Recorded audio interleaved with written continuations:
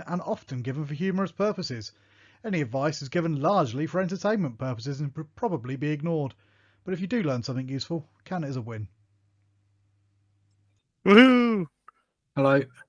Hopefully it's not as long a wait for us as it was for Dante.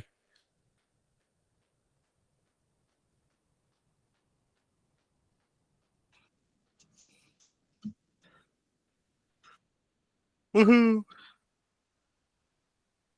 Apparently it's alive, which probably hints that somebody can hear us, which is always a good start.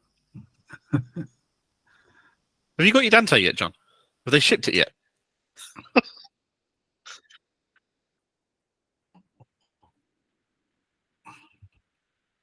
Apparently you're muted, John, or something. People say they can't hear you, which is really weird considering I can hear you. Yeah, I don't know. Can they hear me? Is it just Mark they can hear? Because that's probably a good thing. Oh, I don't know. If hearing me is like one part of a three-way conversation all night, might not be that great. It's just John. Oh, they reckon you're ashamed about the Dante issue and you're refusing to talk. That's what it all is. Yeah, I mean, he is not here. Okay.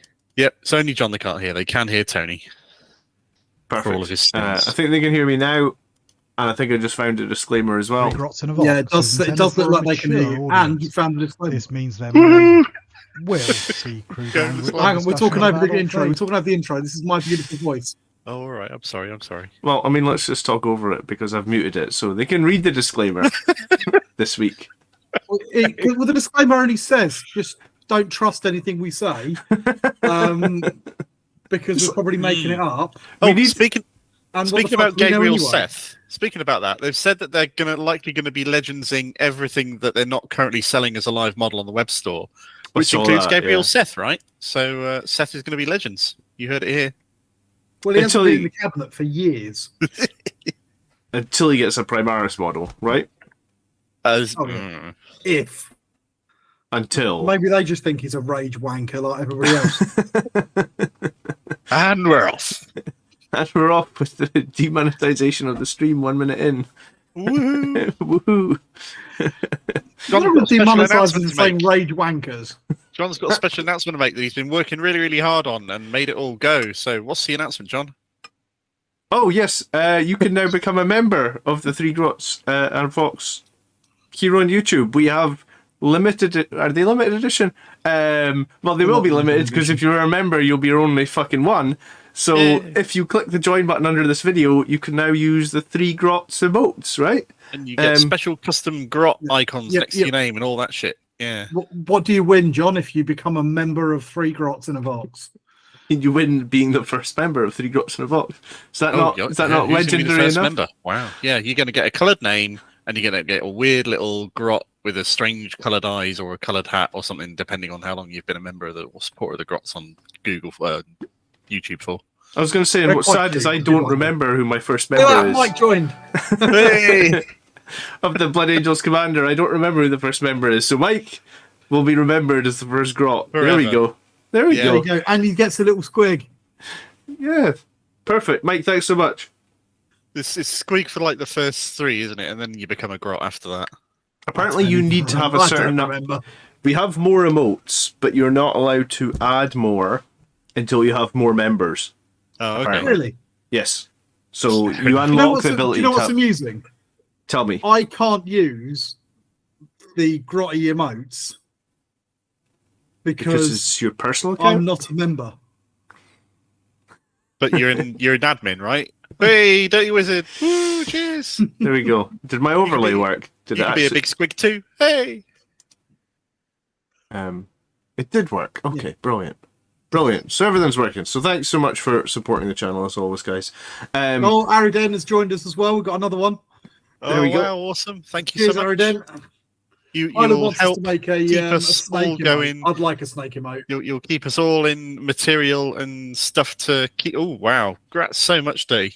There we go. Okay, it's up and running. It's working. Oh wow! Is it gonna make me a recipient of a Three Grots in the Vox gift membership? That would be really. That'd be like some sort of memberception or whatever you call it. Maybe that would be a bad idea. I think I'll not enable that because that would be a bad thing. Yes. Cool. So, I actually have the wrong. I think I have the wrong article up here. We were going to start tonight by talking about Warhammer Fest, weren't we? Yeah, that's right. And the first thing that they did was all the reveals they did for the contents of the box set, right? Yes, let's go to that.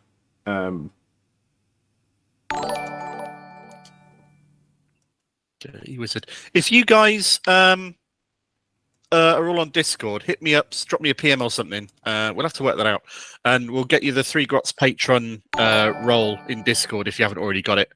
As a thank you very much, that will get you access to the members channel and all that sort of stuff. And if you've already got access to the members channel, I think it just changes your name pink. Mm-hmm. We'll work out a way to make sure you get to you'll get your free super chats and everything for being members anyway. So if you want to super chat us once every how often you get to do it, then please do it, and we'll guarantee to read out your question on air and all that stuff. Okay, so I think you might still have the role, Mike. Yeah. What's where do you want to start with? You want to start with just the box of Leviathan? Do you guys see my screen, by the way? No. Okay. All right. Well, then you just. Let's talk about anything you want to talk about. In the morning. I can see the stream because I'm running the stream on my phone in front of me, so I can see the chat and all the comments from people. Okay. Who say that they can hear John now. Yes, I have a lot to say about this box. All right. Where do you want to begin? I guess with the 25 Space Marines that you get. I think it was 25. They said something like that. Yeah. It was 10 Infernus guys, 5 Stern Guard, 5 Terminators, Terminator Captain, Terminator Librarian, Gravis Apothecary, Tyrannic War Veteran Lieutenant, or I guess just a Phobos Lieutenant, and the new Dreadnought. So 25 Space Marines. I guess that's what I'm most interested in. Yeah. And then a Space Marine transfer sheet, the rulebook, the cards, the deck of cards, which is, I mean, this is a bloody bargain for 150 quid plus discount. It's certainly a lot of stuff, isn't it? It feels like a weird mix of stuff though. Like 10 dudes with flamers feels a little bit bizarre. I thought maybe slightly more variety or something. Well, the 10 dudes with flamers is them pushing sort of the Horus Heresy. Everybody carries the same weapon. Sort of. I don't know if they can go into a drop pod now. I'm happy putting 10 blokes. Don't get me wrong, I love flamethrowers and running drop pod. 10 of them. I just feel like you could have had a little bit more variety. That feels because we didn't get 10 of anything in the last box set, did we? Or did we get 10 assault intercessors? Yes. Yeah, we might have. We get 10 assault intercessors. And they don't have the level of OC that troops would, so I imagine they'd basically be like fast attacker elites or something. Dirty, there's no Grots Discord, but there's a Grots channel on the Discord, and it also gets you access to the members area on the BAC Discord as well. Yeah. We're kind of running them in a oneer at the moment. Yeah. Until we can be asked to work out what we're doing and figure out how to get the automation work and all that sort of stuff. Yeah. Highland, I dislike the multi-special weapon squads. It's just an excuse for GW to keep the bolt gun crap. Maybe. I don't know if it is an excuse. I like bolt guns. I've got a bit of a soft spot for classic squads of bolt guns, but I don't know. Feels a lot. It does feel a lot of dudes with flamethrowers. So I feel that these guys are going to be like the intercessors of this box, in that you'll get them, you'll paint them, you'll make them, and then they won't really get too much table time. Yeah, that's kind of a gimme, really, isn't it? I think. We could talk about the rules, because they did share all the rules for those guys. Yeah, they did. Yeah, the bolt gun should be an awesome weapon, Highland, but sadly. They look cool. It's been a long time since bolt guns were good. If you're taking Marines and you've got like bolters and things, then do you want a squad with flamers? Really? Would you rather just have a squad with bolters and a higher level of OC because you don't have OBSEC anymore? So I think I probably would. Yeah. If you think bolters, right, you're going to get. Isn't it now 3 shots for bolters? If I remember rightly. The chaos. Oh, they got that variable thing where they can be a variable thing. Salt or heavy. Yeah. Well, let's say they've only got 2 shots, but it's 2 shots, 10 guys, it's 20 definite shots. Mm-hmm. You're going to hit with 2/3 of them. So what's that? That's 16 or so. Is that right? I don't know. Yeah. Yeah. This is live. 15 or 16 live hits. tonight. You can tell by the way this is live chat in the chat thing. It's 15 or 16 hits with a higher OC at more range. Mm. Or and more AP. more AP as well. Probably And 40 hits, so more than double. It auto hits only and ignores 12 cover, inches. capped out at 10, 12 inches, though. Yeah. A And higher strength than a bolter at strength 5. But the big thing about it is the ability it has where if an enemy is hit by an attack with a Pyre Blaster, the enemy unit has to take a battle shock test. Which straight away is really cool. Whether or not many units will fail that battle shock test. But you can still like split your fire, potentially tag a whole load of units with these flamers with your massive 12 inches and just make them take battle shock tests. Yeah, maybe. I wonder if you'll still be able to split fire, because if you can still split fire, then that could be quite powerful. It could be if they didn't have 12-inch range. Flamer range. into each unit in the line or something. If they had 24-inch range, it would be really, really powerful. But 12-inch range kind of limits it a bit. Yeah, possibly. Highland, how about 8 bolters, 1 flamer and 1 heavy? That's exactly the way it should be running. James, we are live tonight, so if you've got something you want to ask us, stick it in the chat and we will. Yeah, we're live with YouTube memberships now. We've got super chats going, all this sort of stuff. None of our existing Patreons wanted to ask us any questions this time. They must have got it all out of the system last time, so that's all good. Yeah, I think for me, I'm willing to sell these guys. I'm getting the new box, but I don't think I rate these guys. I reckon they're going to be like 200 points for the 10 of them. I can't imagine. Well, they're obviously in the box to fight hordes, and if you're playing against Gene Stealers and you've got hordes and hordes of little bugs, and flamers are just perfect for that, really, when you get right down to it. I could see them being really good in boarding action. Yeah. Oh, maybe. Yeah, you're absolutely right. Maybe. Oh, boarding action. How's that going to work? They have to change the rules, aren't they? Because the restrictions for fast, elite, heavy, and troops is gone in 10th ed, so they're going to have to change the... They'll have to FAQ it a little bit, because they've said that the books are still going to be valid, but I suspect that they'll be sort of valid with another document, and then that'll eventually get replaced. Yeah. If it's still popular or something like that. If they can't say no heavy, because there are no heavies, then they're going to have to enable you to take a lot more units than they were otherwise going to say. Otherwise, it's just going to be a big list of units you can or can't take in boarding action. Yeah, that's true. So yeah, I feel like this is the one misfire from this box for Marines. Like I'm gonna try and trade my Marines. So I've got 2 sets of Marines. If I've got 2 sets of them, I'm definitely selling 1 Squad of Infernus troops because I don't need one of the other units is much more of a misfire than this one for me. Okay, what's the other misfire for you then? The one I have no intention of running whatsoever is the Stern Guard Squad. Oh, really? How come? They look really cool. They're well done. Yeah. They're nice resculpts. But this entire box is a limited edition release, which is fine. They're making loads more stock, which is fine. But it's all monopose.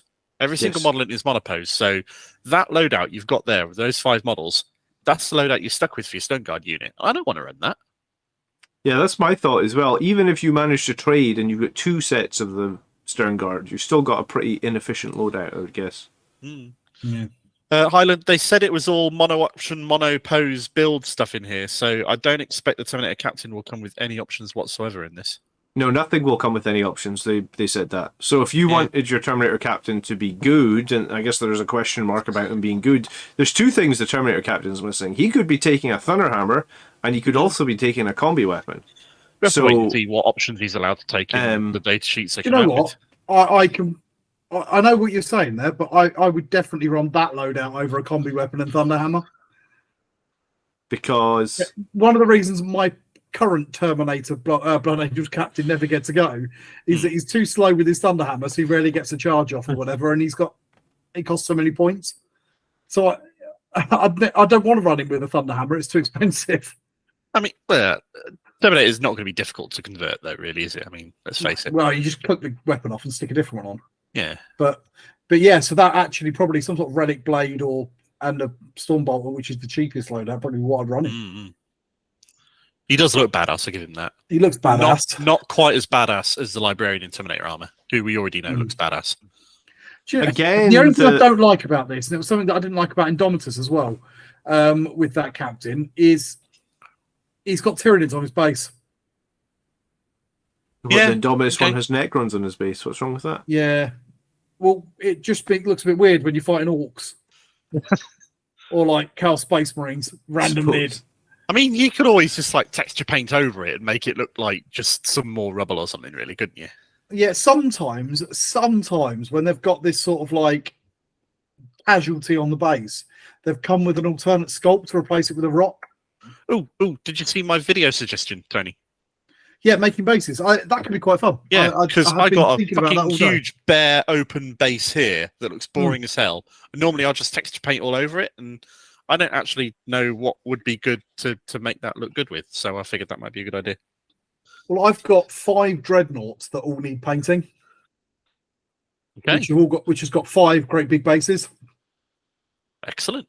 So there's your video idea right there. There might be something in there if I ever get time. Because the other thing that I really want to make a video on is these, which is the if I open it up. Oh, they're those old GW paints done in dropper bottle they're not things. The original ones. This Warcolor have recreated the colours for these old GW paints. Yeah, that's crazy. Have you tried them at all yet? Or No. are they just sitting there in the box at the moment? They are literally sitting here in the box, which is next to the big pile of the entire set of all of the Dark Star metallics that I need to test. I take it I was going to say, I take it painting's not going quite as swimmingly with the infant I can around. honestly say, about 3 weeks ago, no, 4 weeks ago now, fucking hell, I went on a Cult of Paint airbrushing course. And that was the last time I picked up a paintbrush was at that course. Wow. Yeah. And considering historically I paint for at least an hour a day. Yeah, that's what I did before I had kids. Yeah, it was glorious. It was glorious. You know, last stream I was building a Vindicator. Yeah. You're still building That's how far I've got with that Vindicator. Wow. Which is exactly where I left it at the end of the last stream. All right, so you're officially slower at hobbying than me now. Join the club. I'll send you the T-shirt. He's a much newer daddy than you are. Let's be fair to him. Yeah, that's true. You've had a lot of practice at this point. I love the sculpt for the Terminator in Librarian armor. However, I don't appreciate his rules. Can I just say again? Do you remember the Blood Angel Terminator? Yeah, I've got one. The Librarian. Yeah, everybody's got him, right? He comes with an axe and a combi melter.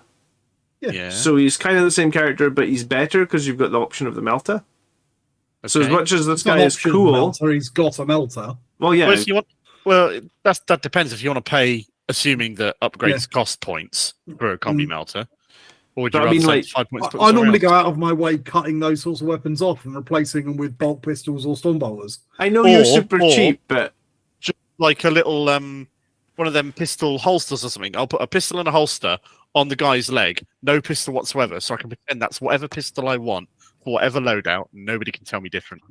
That's very true. But I just want to say that, like, a Terminator, especially now he's got extra toughness, is the perfect guy to be carrying a melter gun because he's just going to wade in there.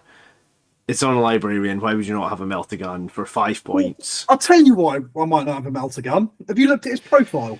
Yeah, I guess he's got Smite is now an attack, so that's a bit different, I suppose. He's got Smite is now as an attack, but also melter guns are strength 9, d6 plus 2, like they used to be, whatever. But all your basic vehicle, rhinos or whatever, a toughness 10. So melter guns wound rhinos on as 5 up. It is get one shot. It is a bit weird how your average melter gun is no longer anti-armor. That's weird because I've been playing a very long time, and back in sort of 2nd, 3rd, 4th, 5th, all the way through, I used to run melter guns in my squads because they were more reliable than plasma, and it was nice to pop a tank or whatever at close range or a dreadnought. And now they're a bit shit at it. I do find myself wondering if any infantry carried weapons are going to have the ability. Sorry, infantry carried ranged weapons are going to be effectively anti-tank or anti-armor at all. It doesn't look like it. The las cannon looks like your only thing that's going to be. That was what, strength 10, 12? No, las cannons now strength 12, I think. Yeah, and there was that super destroyer thing on the repulsor executioner, which was strength 16. So a strength 12 man portable gun means that you're able to wound a rhino on a 3 or whatever. So I just don't see why you would want to spend the points for a melter gun. All right, you can maybe kill some heavy infantry with it. It's going to be a good question, actually.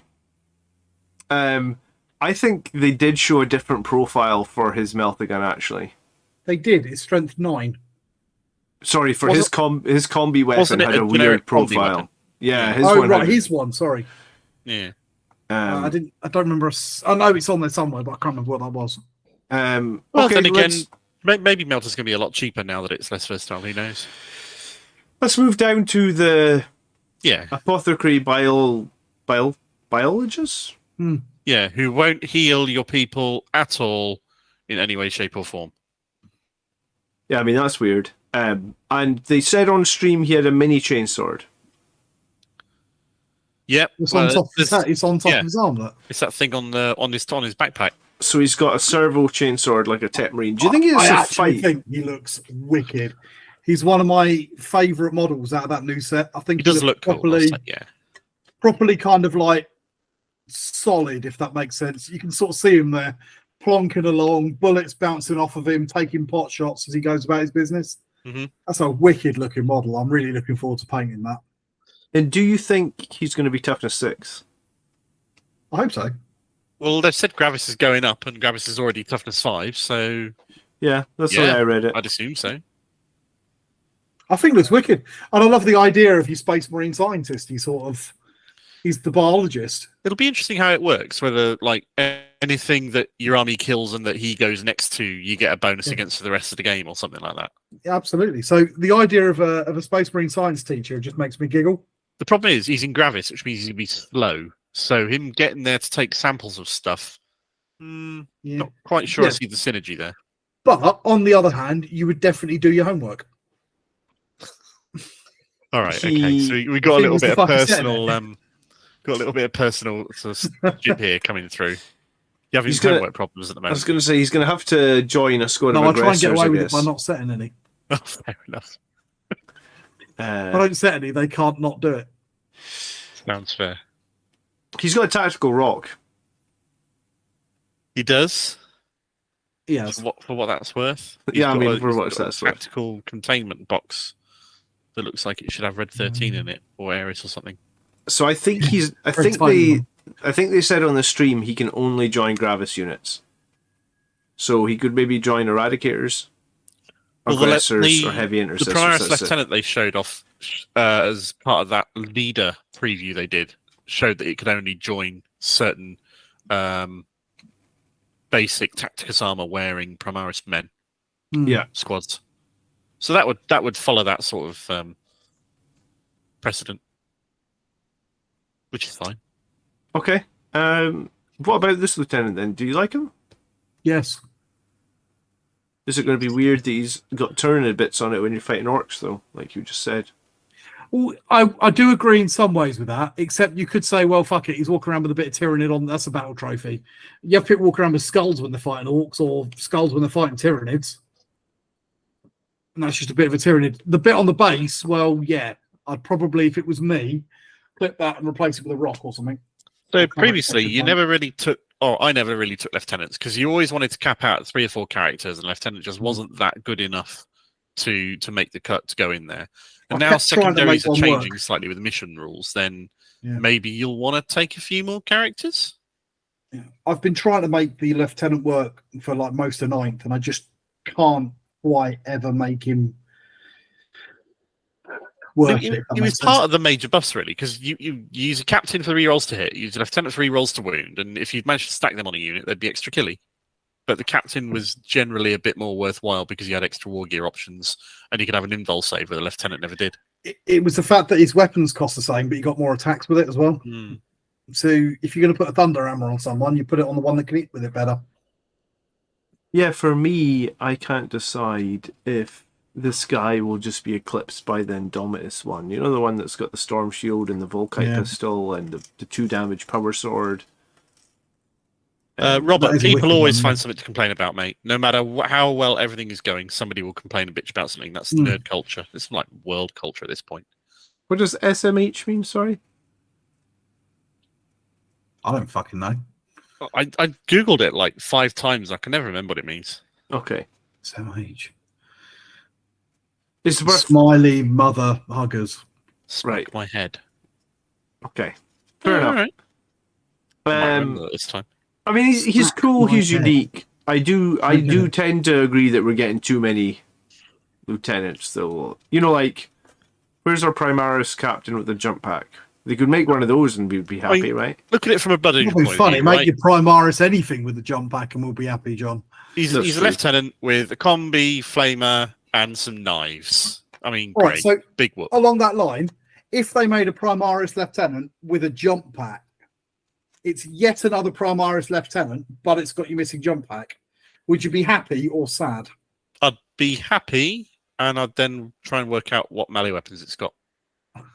Yeah, I think if you putting a jump pack in there is like it's like an apex. It changes the usefulness of the unit. So Playing boarding actions, the thing I miss the absolute most in my Blood Angels is I'm slow. Well, it's so dull and oh god, I'm like restricted to moving I 6 wasn't inches in dull. boarding actions. It's like, oh god. Have you managed to make Mephiston fly around and kill people yet? Yeah, 'Cause that's it was quite great. fun. It's great. I did that once, and he flew into a Broodlord of Gene Stealers and got squished and after doing 2 wounds to them, so he utterly flubbed that one. But he also kicked the arse out of some demons the following game I did, and that was really, really good. So I'm well happy with that. Yeah, he's fun. Okay. Warp Charge 8 is a bitch, though. That is a bitch. What's up next then? So we don't like the Stern Guard, or you don't like the Stern Guard. What do you think of every single one of these models looks amazing. I'm not going to run any of them in Blood Angels. Someone pointed out on my stream that these guys have a lot less intricate, exciting parts compared to vanilla Stern Guard. I like that. Because you can't be arse painting all the intricate bits on the vanilla Stern Guard, or... Well, probably 90% I can't be asked painting all the fancy, unnecessary greebles on the standard Stern Guard. But also, it's got some nice flat bits, so you can put some interesting transfers or a little bit of freehand, or you can have a bit of fun with it. A lot of models have gone overboard with trim the last few years. It's true. Yeah. So it gives it just a nice bit of a blank canvas, so you can have a little bit of fun with them rather than filling every available surface with a nuker around it. Yeah. Okay. I think that's a fair point. They look good. A nice balance. The loadout doesn't do it for me, so I'm not going to run this squad until What is the loadout? You've got what? So it's 2 combi weapons, 2 bolters, a heavy bolter, a combi plas, and a combi melter. Although I'm looking at what Turkey's saying in the chat here, and he's saying that all combi weapons have got the same profile. So I'm not sure that's true. We've seen a combi weapon, which is a generic combi weapon profile, but we've also seen options for guns that have been made generic in some data sheets and that are specific and specified out in other ones. So I don't know. I think it'll vary. It's going to depend a little bit. I love the models. These look more interesting to paint to me than some stuff. So that I'll definitely get them. I'll definitely paint them up. I think they'll look great in red. You think you're buying 1 set, 2 sets, more sets? I'm only getting 1 set. I only got 1 Indomitus. I didn't feel left out because I don't want all those characters. I've been slowly working my way, and I'm trying to get at least 1 squad of every possible option. I was quite happy turning some of the extra Blade Guard into just extra Blade Guard plebs rather than Blade Guard lieutenants and stuff. So that was quite handy to do. But yeah, I think they're a nice looking model. I don't know how good they'll be. They could be good. They could be trash. Well, if they're Stern Guard veterans, as the name on the unit appears to say, then they'll be what Stern Guard veterans are like. So exactly. I guess we'll see whether they get special ammo bolters or some sort of thing that they. Yeah, Highland's asking in the chat, do you reckon we'll get a multi-part kit? And I think that's definitely likely. Yeah. Just not for a while like we did with Blade Guard. They were fairly quick after the release, though, and assault intercessors and whatnot. We'll see it. It'll be a few months, maybe in time with the Codex Space Marines release, which will be that's autumn, isn't it? Yeah, it's like 2 or 3 months afterwards. Yeah. So John scrolled us to Terminators. Sorry, did I miss? I think we'll get a multi-part kit of the Stern Guard for sure. Yeah, we'll get a multi-part kit of basically all of these at some point, I'm sure. The only annoying thing that I thought about this was like it will be very difficult to convert these if you wanted them to all have combi weapons because these are like bolt rifle sizes as opposed to bolt gun sizes. So there is no such thing as a combi bolt rifle. So like if you put a combi weapon in this guy's hands, it might look a little bit small compared to the rest of them. I suspect that Marcus in the chat's right on this. There'll be a rule that you can only take one of each. One flamer, one plasma, one melter. If they're going to have different profiles, it will be whatever it comes in the box. It would depend on how the multi-part kit goes together, because in the Q&A that took place after the stream, of which there's a Reddit thread of that we might talk about a little bit later, depending on how long this takes, GW do say that they're going to be continuing down along the line where rules for data sheets are going to reflect what you can buy in the box, not as much customization as you used to. I did read that. I don't know if you saw the Chaos releases today, but the Chaos data sheet was batshit crazy. There was like so many weapon options on the Chaos data sheet. But that's because that's all the weapon options that are in that Legionnaires box. Yeah, so I mean, people that are negatively saying that some kits, like if you think of like a Vanguard veteran squad, just off the top of my head, like inside the Vanguard veteran kit, you get lightning claws, you get power swords, you get axes, you get storm shields. So does that mean they're going to change Vanguard veteran rules to say you can only have 4 models in a Van Vet squad with lightning claws because it only comes with 4 sets of lightning claws inside the box? Oh, I see what you're saying.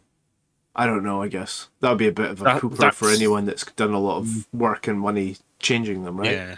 Yeah, that would be a bit crap. Dirty wants to see vortex grenades back. So do I, mate. So do I. I even want to see the rule that says that they don't disappear and they just float around causing chaos. So like they used to. Something else I've heard is that grenades is now a keyword on data sheets. It's not like a weapon that anybody has. It's a keyword at the bottom. Well, grenades have been a keyword for longer than they've been a weapon, haven't they? Have they? They've only been a weapon since 8th. So from 3rd edition to 7th edition, they were a keyword or a war gear piece of equipment. And so, yeah, they've been. It seems like they're going back to the old system. Yeah, well. Which is Troy makes a good point that one hammer for a Death Company squad would be pretty rough. Well, that's what they've already done on Death Company Intercessors. My Death Company, I normally only run one hammer. Wow. That's horrific for Death Company. Okay. We don't know how anti-armor a Thunder Hammer is going to be these days, really. That's very true as well, yeah. Thunder Hammers are still strength 8. They're not going to be that good into armor, are they? Well, unless they've got something like Armor Bane or something. They may well do, yeah. The only thing we've seen with the anti-armor ability, the anti-vehicle ability, is a Chain Fist so far. Yeah, that's true, yeah. Maybe the Chain Fist, maybe we'll need Terminators with Chain Fists, and annoyingly, this box doesn't come with any Chain Fists. It's true, it doesn't. Although they do look really cool. They look wicked, and I love Terminators. I love Terminators so much. The only Terminators I haven't got now are the Tartarus pattern ones, which I need to get a box of because I've got Crimson Paladins here that I need to get built. Oh wow, nice. Could you cut the power swords off at the hilt and stick them onto the fists to make your own DIY Chain Fists? Well, I could, but I don't want to. The Chain Fist sticks out the bottom of a power glove rather than just like a hand, doesn't it? Yeah. Yeah, I mean, it wouldn't be pretty, but you could. What I'm saying is, you cut off the handle of a chainsword. I've done that. The back to the power I did that for like 5 or 6 Deathwing Terminator models. I think I've probably done that as well at some point. You can make it look all right, yes. Vanguard Vets will go back to being a Thunderhammer spam if they go what's only in the box. We'll see. At this point, a load of this stuff is speculation. It's so up in the air. We've only seen a tiny amount of data sheets and whatnot, so I guess we'll see. So I want to say, I love this Terminator squad, right? But I feel really like having no Cyclone missile launcher and no heavy flamer option. Do you ever run a Cyclone missile launcher or a heavy flamer in your Terminator squad, say? I mean, I definitely run the Cyclone. The heavy flamer, not so much, but if I can teleport strike with these new rules where I can deep strike in your turn, then then the heavy flamer becomes a lot more attractive, right? I only run them because the upgrades are free or reduced in like Arts Foam, and I never ran them before. As much as I love them and they look really cool. I've got modelled with them, but if I'm using Terminators even vaguely competitively, I leave them off because I just never find that. Because I think something like 25 points was the Cyclone missile launcher or something bonkers. Yeah. Oh, It's it was like, vastly one over. crack Yeah. missile with D6 damage is not going to get me 25 points. No, it was stupidly costed. My main problem with these models is the rules look really cool the way they're statted now. The models look amazing. I own 30 Terminators. Yeah, me too. Yeah, well, now I'm going to own 35. I mean, I'm going to own 40 because I already found someone to trade the Neds to. That's not me. Fair enough. I do not care. That's not an issue for me on that one. No, I actually don't know if I'm gonna rush out and do anything with these if I get another 10 Terminators. But okay, let's keep going. We've already talked about the Infernus squad. That brings us to the Ballistus Dreadnought. What do you guys think of the Ballistus? Yeah, for me, it's the most playable unit of the lot. Yeah, I hate to say it, but I think I'm building a Brutalis and 2 Ballistus in the next month or something. That seems to me like the most. He looks like he's standing really tall. He looks like he stands a lot taller than the Redemptor. I don't know that he does. I think maybe it's just the fact that he's got no arms makes him look a bit... Yeah, maybe he's just built with straighter legs rather than built to be looking like he's squatting a bit. Who knows? I mentioned earlier I've got 5 Dreadnoughts that need basing. Yeah. One of those is a Hellfire Dreadnought. So I'll be really miffed if I get him built and painted and then they legends him because they've brought this guy out. Hellfire Dreadnought. I don't even know what a Hellfire Dreadnought is. Is it a Dreadnought with this loadout? Yes, it's the Castaferum pattern with the missile launcher on. Oh, right. I got one of those. I use it as a Vendread option for the 2+ to hit. I suspect if they did make all the standard box noughts legends, they wouldn't do that to the Venerable kit, and then you just say, "Oh, your box noughts are veterans now because they don't make any more and they're really old." Well, they're still plastic kits. They haven't discontinued them. I don't. Yeah, but I built one the other day, and it's got gaps on the sprue big enough to put your finger in. Like you put your whole hand around each piece on it. It's ridiculous. Yeah. It's such an old kit, but I've got a metal one that I use. Unfortunately, I'm going to be building both my Dreadnoughts, Fox. So, Do you think upcoming edition could be edition of the Dreadnought? No more or less than any edition is. I mean, it will be more in that you're allowed 3 of every datasheet mark. So if you wanted to run 3 Redemptors, 3 Brutalis, and 3 Ballistus, you would be able to do that, right? You'd be able to run like an all Dreadnought list because you're using rather than being sheets. Limited on elite slots and heavy slots and whatnot. Yes.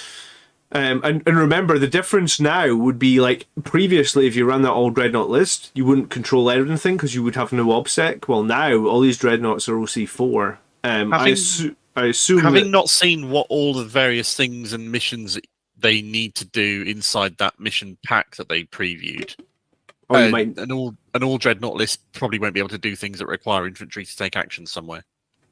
Potentially, yes, you might need some infantry to do actions.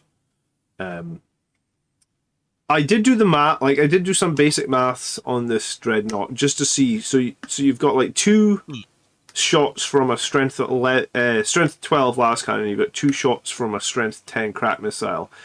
You also get to reroll your hits if you shoot a target that's above half strength. So if you shot a Rhino, statistically you cannot kill a Rhino with this Dreadnought, even if you shoot it with everything. Have you seen how Blast is changing? I have. Have you run across that rule yet? I did run across that, yes. So Blast does. So if you do a gun that's like 6 shots Blast, then it's +1 extra shot for every 5 models in the unit you're shooting at. I think that's a lot better, to be honest. Uncapped, just a flat +1 shot per 5. Yeah, I like it. So if you're shooting like 20 Poxwalkers, if you roll like 3, you get 3 + 4, right? Tony's having focusing problems with his camera. I don't know why it's doing that. It started messing around a little bit. Well, we get a new Blood Angels Librarian Redemptor or a Death Company Brutalis. Eventually. At some point. I mean, they're not going to be in any hurry to do it, but yeah, eventually. What? So, you know the chapter command upgrades they brought in? Do you think are they gone for 10th edition? Yeah, totally. They're just gone. They've got to prune down those 20 pages of upgrades and tap and abilities and warlord traits and psychic powers and relics and all of that shit into 2 pages, which includes your basic army rules. Yeah, I've got no doubt in my mind they've gone. Okay. Fucking hell, it's still doing it. Apparently, Turkey has focusing problems as well. How drunk are you? Why the fuck is my camera being silly? I don't know if it's got a light. So, if we scroll past and you're asking questions and we're not paying attention to us, then super chat us and it'll pop up and we'll pay attention to it. Or if you're one of our brand new members, you get your free super chat and do that as well, and we'll pay attention to it and answer your questions. So apologies if we're sort of like rabbiting on and we're not trying to. It's just sometimes it gets lost. Yeah. What attracts you the most to this then, Mark? Because you said that the ballistas, sorry. Why do they keep naming the same units with the same starting letters? Is really pissing me off. Like, we've got Infernus to add to interceptors, incessors, infiltrators, incursors. I mean, like, how many ones do they need to be in the You're absolutely right. There've been intercessors and interceptors and inceptors and in whatever Infernus. the hell. Yeah, all this stuff. I'm thinking about it with a 9th ed point of view, and I don't know how things are going to change with the detachments and whatnot, but with Blood Angels, I had my fast infantry who would jump forward on jump packs and kill things really, really good, and that was great. And I wanted some fire support. The best fire support I could find was a dreadnought with fire support stuff who could move and shoot at really long range, take a bit of firepower, not suffer the heavy penalty for moving and firing, and just shoot stuff. And the Boxnaut Vendread was perfect for that. So I'm seeing this as a potential shoe-in for that role, as just basic fire support for Space Marines. Those las cannons are going to do some work on vehicles at range. Yeah, those las cannons are the same as the las cannons on the Land Raider. So the Land Raider gets 2 of them, so essentially it gets double the shots. But it is a bit weird. So the Land Raider, they called it a Godhammer las cannon. On this, they've called it they've always been ballistas called Godhammer pattern for the Land Raider. las cannon, but they're the exact same profiles. Yeah, probably configuration. I was going to say, I just feel like that could have been simplified. Like, why do we need two las cannons with different prefixes, but they're exactly the same las cannon? Like, well, they're not doing this thing where you've got a weapon profile and then everything that uses that weapon profile, you just modify the weapon profile anymore. All the stats are now on the data cards, so they can just call them whatever they want. That's not true. That's not true, Mark. I noticed that earlier. I realised it earlier. They said earlier that all the stats are going to be on the data card, but if you look at the Chaos Space Marine preview today, and you look at the Legionaries one, in the weapon options, you've got weapon options that are not on the data card.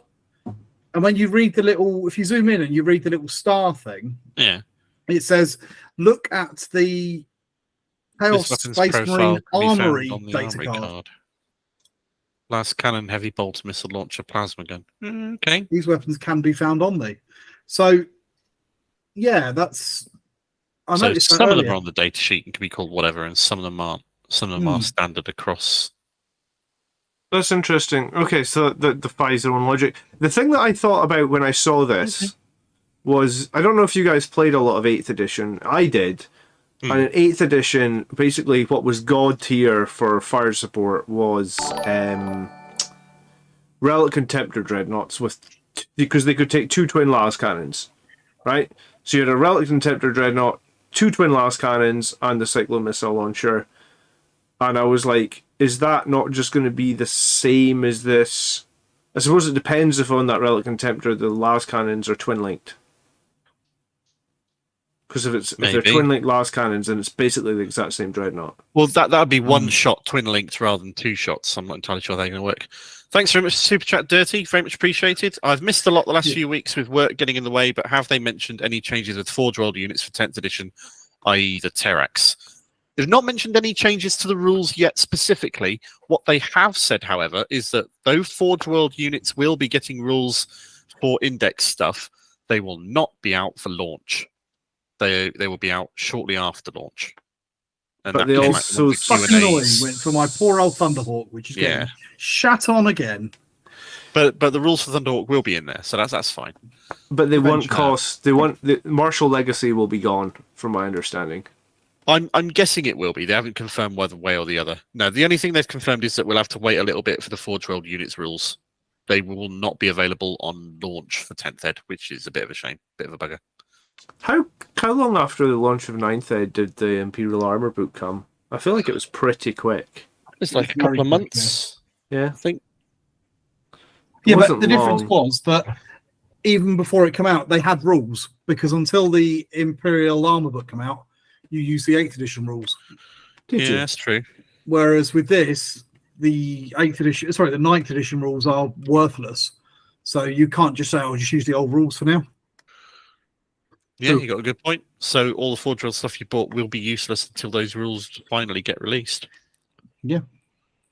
Sellers makes a good point. You start with 0 CP, so you got nothing to pay Martial Legacy with. So that's a good argument for Martial Legacy being gone. Okay. Maybe there'll be special limitations of numbers you can have in your army for things that were previously Martial Legacy. That would make sense. It makes sense to me, This is speculation at this point. Yeah. Do you want to jump on and talk about what else is inside the box then? The rule book. Yeah, go for it.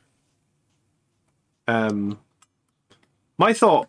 Matthew just came in as a new channel member. Matthew, thank you so much. Thanks so much. Welcome very much, Matthew. Thanks for joining. I thought the rule book is great, but I think because it's 392 pages, really I just want the rules in a little pamphlet and all. Well, half of that's going to be fluff, and half of what remains will be the rules, and half of what remains of that is going to be the Crusade rules, which they have confirmed will be in this book, as well as being available separately afterwards as well. Yeah. So they are confirmed they are continuing to support Crusade, and it will be largely similar to what they've continued doing, because if it ain't broke, don't fix it. I do wonder if they're going to be... This is more like... Remember when Indomitus came out, and they kind of said that Indomitus was the collector's edition box, and it was for the fluffy gamers and the older gamers, so it didn't have any... you didn't get any dice in it, you didn't get any range rules or any of that crap, because they were like, this isn't for new players. You've got all of that stuff already. You've got all that stuff already. Yeah. And I wonder if this is a bit like that. So you've got the big hardback book is more for kind of your people who care about the fluff and care about the pictures. Like me, I love the big hardback book. If it came with a little shitty pamphlet, I'd be like, well, fuck that. Why am I paying all this money for some of the shitty little pamphlet? Well, we saw the 3 starter sets after Indomitus of various levels of models and rule books as well. Yeah, which I bought separately because I love having that tiny little rule book. It's so much more convenient to carry around and use as a gaming tool. You'll get that with the new season of Chapter Approved anyway, won't you? Potentially. We don't know. It didn't. That never quite had everything in. It had the core rules for how to play turn to turn, but it never had the detachment rules in it. Oh, right. There was all the key things it was missing that you had to have a proper rule book for, which is really annoying. Okay. But yeah, I like the big rule book, but I'm the sort of person that collects rule books. See, I've got like the Rogue Trader rule book and things up here, and it's not because I particularly expect to be playing any Rogue Trader. It's because I love the art and I love the pictures, and all the photos of cool painted heavy metal models. And yeah, that's a good point. They have explicitly confirmed this is a limited lifespan, limited edition launch box that they will not be producing forever, just like Indomitus. So, okay, that kind of settles it. Really, they're obviously going to do starter boxes shortly afterwards. And that's fine. I don't mind that. I think that's quite fun, as long as they've got the fucking supply problem sorted. Because I will be most miffed if I can't get one. Not because I particularly need to play competitively, but because I want the cool models. That's fair. As pretty as the new Marine models look, and they do look really, really good, GW knocked it out of the park with the new Tyranid models. They all look absolutely stunning. Every single one of them looks so good.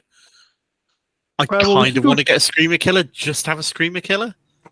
I've got a metal one sitting in a box down here. That doesn't surprise me in the slightest. That new Psychic Brain Bug, that's amazing. That looks so cool. Giant, the massive one. Yeah. The one with that looks with the huge spiky bits around its crown as well. It's so Starship Troopers. So good. I was about to say that. Is it not just the Brain Bug from Starship Troopers? That big fucker. That one, yeah. That looks like the alien queen hanging on the front of a brain. Oh, yeah. And that just looks absolutely stunning. Like, just amazing. That's the best looking model in this new box. And I'm super excited to paint it. Hands down. I really don't want to collect Tyranids, but the models in this set for Tyranids look so good. I've got the Combat Patrol sitting up here. Well, you can have a new one if you buy the box, don't you? And some Carnifexes and that in boxes. So there might be a Tyranids. Yeah. But I've got so many that need painting. What colour scheme would you do a Tyranid army? I've already worked this out. It's going to be magenta and cyan. Oh god! Like synthwave nids. I'm having my brain is trying to picture that. Which bit's going to be magenta and which bit's going to be cyan? You're going to like the hard chitinous. The hard bits are going to be magenta. The soft bits are going to be cyan. But I'm going to try and do a blend from one side to the other. That's what I've got in my head. Because I don't want to waste hours on it because I want a big old horde if I'm going to do them. So I don't want to spend fucking years painting every little bit of detail. So the airbrush is coming out. G-Sealers are supposed to be stealthy. Those are going to be anything but stealthy, mate. Yeah, I know. Synthwave, cyberpunk Tyranids. Might even get some of these like I've got in my drawer here. Those are this Turbo Dork paint that I've really done fuck all with. And then edge highlight them with like a bright acid green as well or something. Just to make it even show up on the camera because it's so bright. But I've got this neon pink pigments there. And speak. Oh, now I'm getting excited because I've just had an idea. I bought these a little while ago. And these are the scale color artist lane, which are painting tubes, but they are all neons. So like that's my blue. That's going to be my blue. I'm not sure I want to know the answer to this, but how do you make Irish Dark Angel successes? And that's going to be that's my color scheme. That's it there. You need to edge highlight the armor plates with like a fluorescent glow in the dark green as well, neon green. Yeah, could do. I've got that one there. Oh, God. They're going to melt your fucking eyeballs. Oh, man. Have you read up any about how the new missions are going to work at all, Tony? Don't even care. Don't give a toss, right? No, that's not fair. I do care, but I haven't really. I've been so busy lately. It's basically a Tempest of War deck. Oh, that's good. It comes with a Tempest of War deck in the box, and they don't do basic missions. They're not doing basic secondaries or anything like that. It all comes out of Tempest of War deck, and you've got your secondaries in there, and you can like pick. You can change your secondaries all the way through the game, or you can pick two, and you're stuck with those two reliably through the entire game. But do they get you random more points? They're meant to be like more rewarding if you do it random rather than if they're fixed, which is kind of cool. And then there's the Gambit, which caused so much explosions of nerd rage when they announced it, and a few people quite like the sound of it, which is interesting. I like the sound of it being all Tempesty, but is that what they're going to do for competitive as well then? Supposedly. Because that seems a bit too random for tournament play. So for tournament play, we're expecting that tournaments will say, right, we're doing this map and this mission in this round. That's what I mean. So I wonder if this I think they've deliberately designed that flexibility in there for tournaments to do that instead. I wouldn't be surprised then if this box set version with your Tempest of War is kind of like your standard play.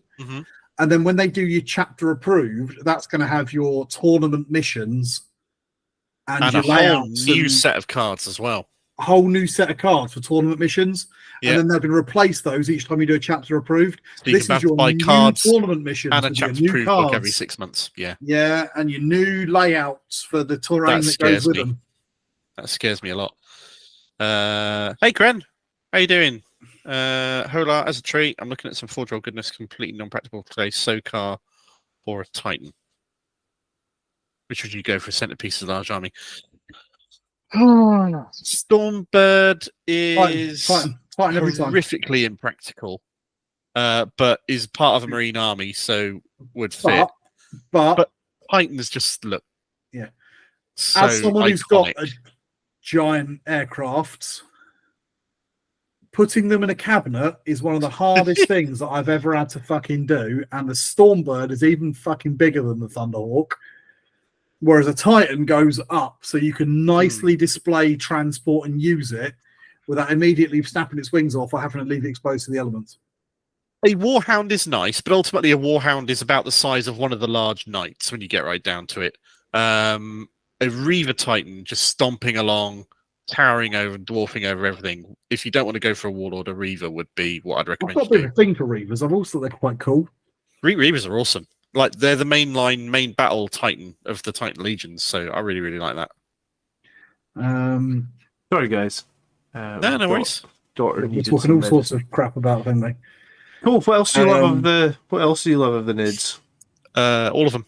All of them. Yeah, every model in that box looks awesome. I even like the ones tiny little weird bodyguard ones. I'm not too bothered about. The Neurogons. Yeah, them. I don't. Yeah, I appreciate they'll play a role. They're all sort of like weird and tumory and horrible looking, and I quite like that gruesome nastiness. These ones here are probably my least favourite. The Gaunts with the funny symbiotic guns on the heads. Yeah, they look like a direct response to Desolator Marines to me. Like short range, indirect, close support. So I think these are probably my least favourite of the Nids in the box. Yeah, and what about the? I don't even know how you say this. The giant spider. I don't mind that. I think that looks quite fun. I mean, it looks all right, but all memes aside, it really is just a Venom Thrope? That giant chaos spider demon engine tank thing? Yeah, it is a lot like a Venom. It's just like one of them, but fleshy. Yeah, but what I will also say is if you were to bring up the picture of the Hierophant Bio-Titan, which is, I think, significantly older than the Venom Thrope. Now you mention it, yeah, it does look an awful lot like one of those. This has got an awful lot of those Bio-Titans in it. Yeah, that's true. Yeah, okay. I think you could make more of an argument that the Venom Thrope is a bit more of a riff on the Nid models than the other way around. I liked everything in the Nid box. Venom Crawler, is it called? Yeah, I know.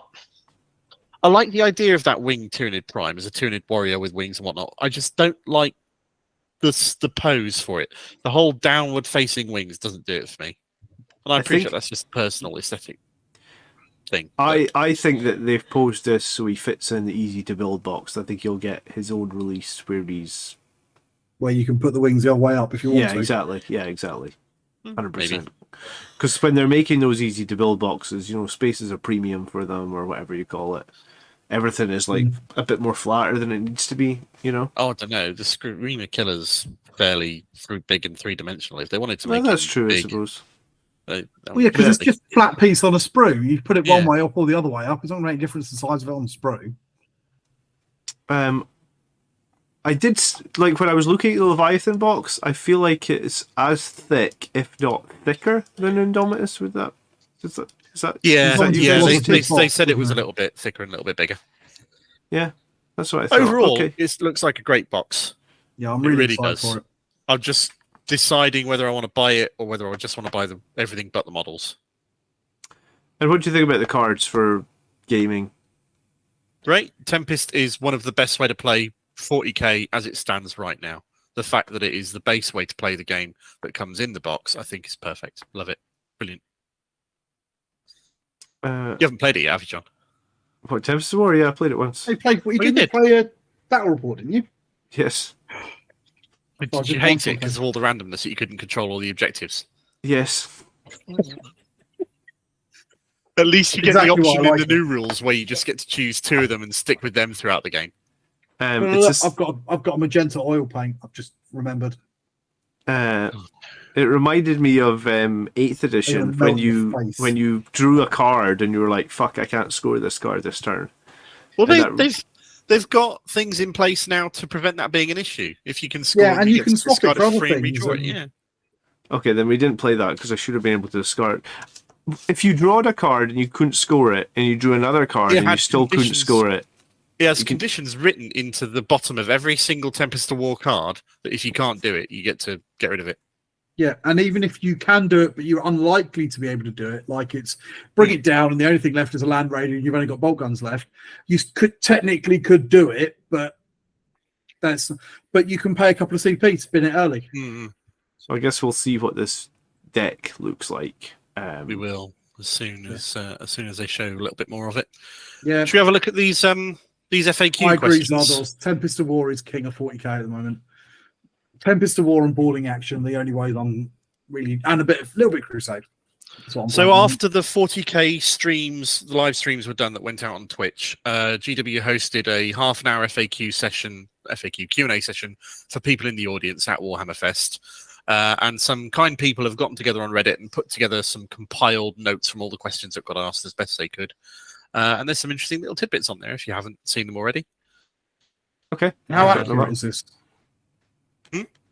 How accurate is this? Is this like official answers, or is this like some people on the internet have said these? These are some people on the internet have gotten together and said this is what was asked and answered during the Q&A. And it's got a fair amount of positive feedback, so I'm guessing people would have said that it was crap and bullshit if they, if it was being made up.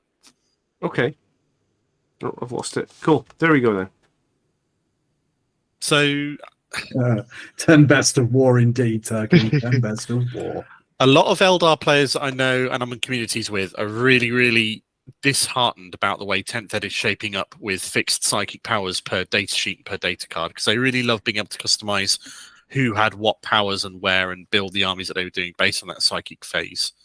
And the psychic phase being sort of essentially gutted into abilities on a data sheet has disheartened a lot of Eldar players. So I could see that being same for Thousand Suns and other psychic focused armies.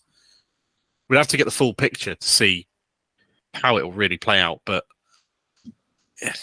So I also heard, and I could be wrong here, that although these powers are on the data sheets, you will have some customization in the powers you can choose, right? Maybe. You do in Age of Sigmar. Whether You've you not got do a or lot not, in Sigma. Yeah, you get like 2 or 3 powers fixed on the data sheet, and you get to choose another 1 or 2 from a list of psychic powers. So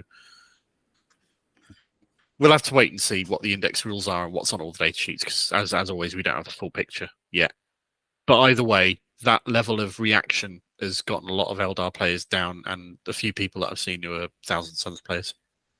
Is that not just more about like the way that they're going now, where like, if you remember the Terminator Librarian's data card that they showed, he can join a squad of Terminators, or maybe he can join someone else, I don't know, but he can definitely join the squad of Terminators, and he gives them like bursting sixes or something, right? Fixed buffs, which are what his powers would have been that he would have taken, yeah. So would it not be more like, as an Eldar player, you still take 3 Farseers, but this one Farseer joins this squad of Aspect Warriors, and now they get this one ability. Is that not how that's going to work? Maybe all Farseers get the same powers. We don't know yet.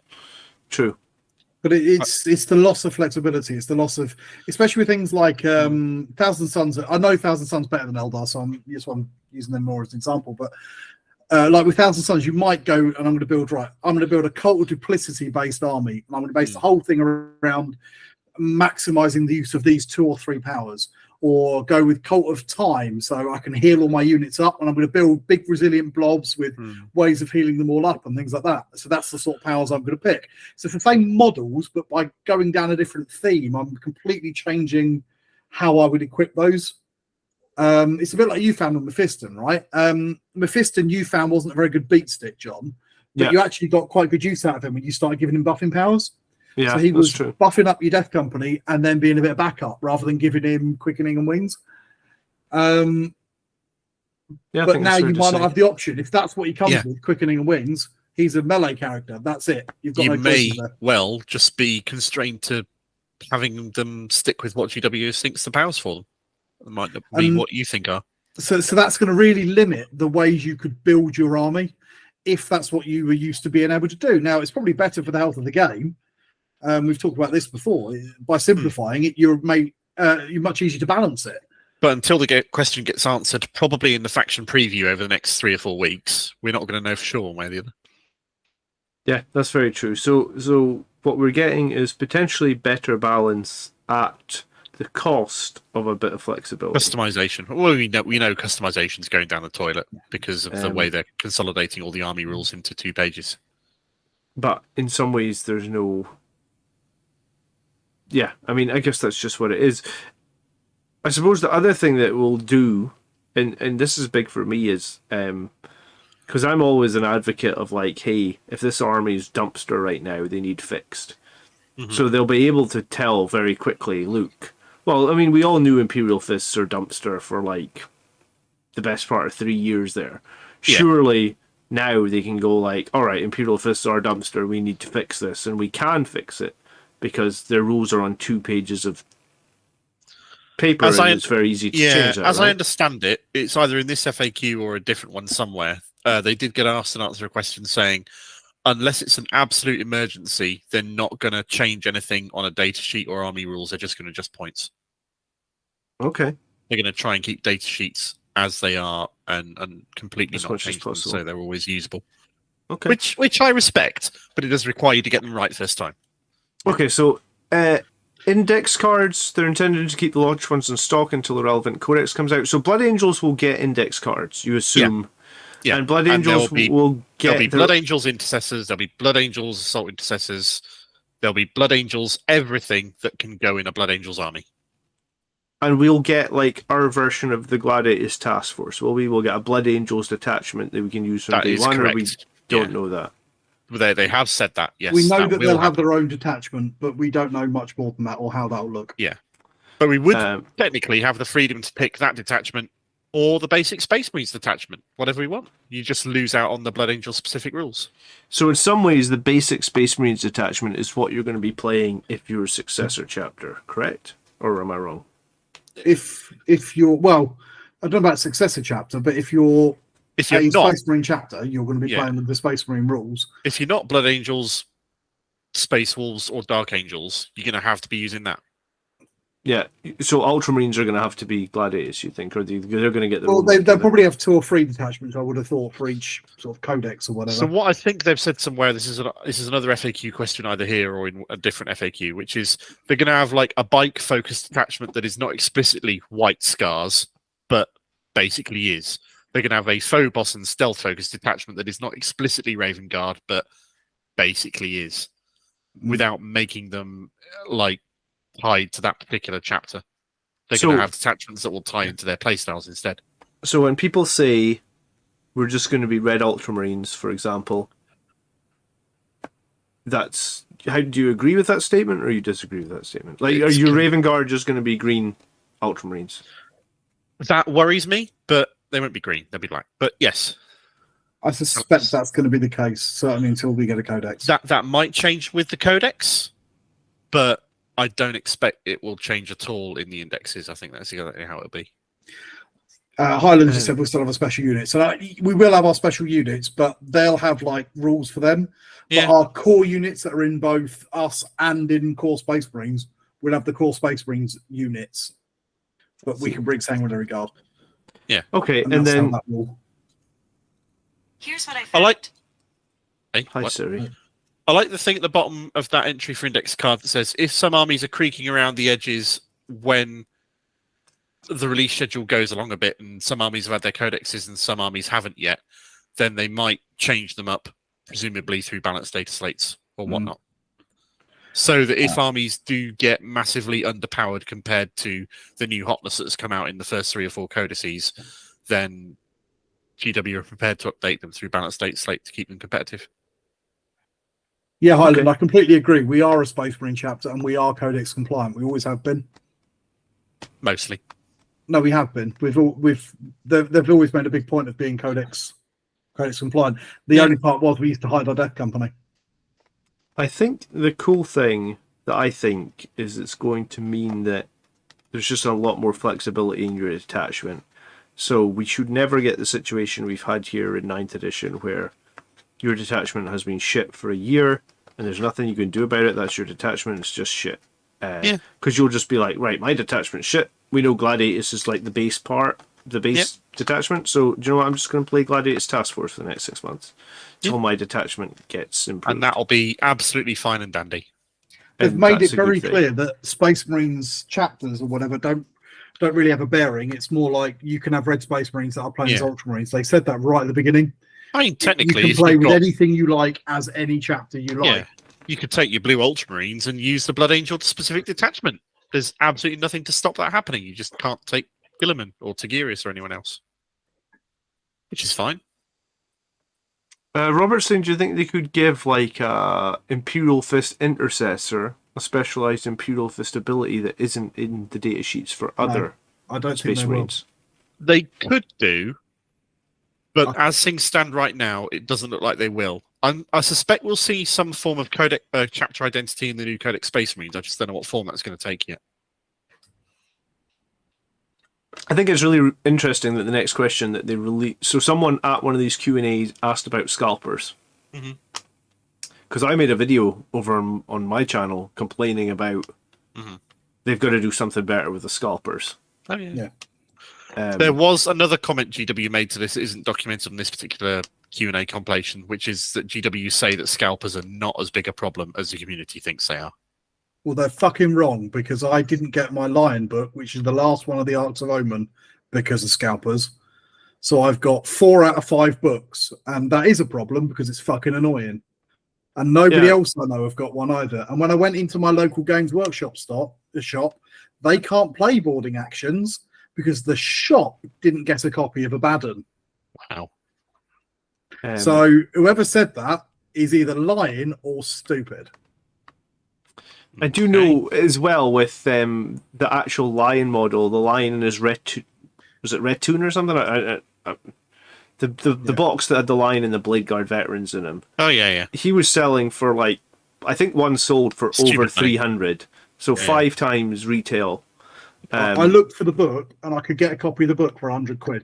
And the thing is that, like, a couple of people very kindly said that they'll send me the code so I can have the rules. I don't care. I don't mean that in a mean way.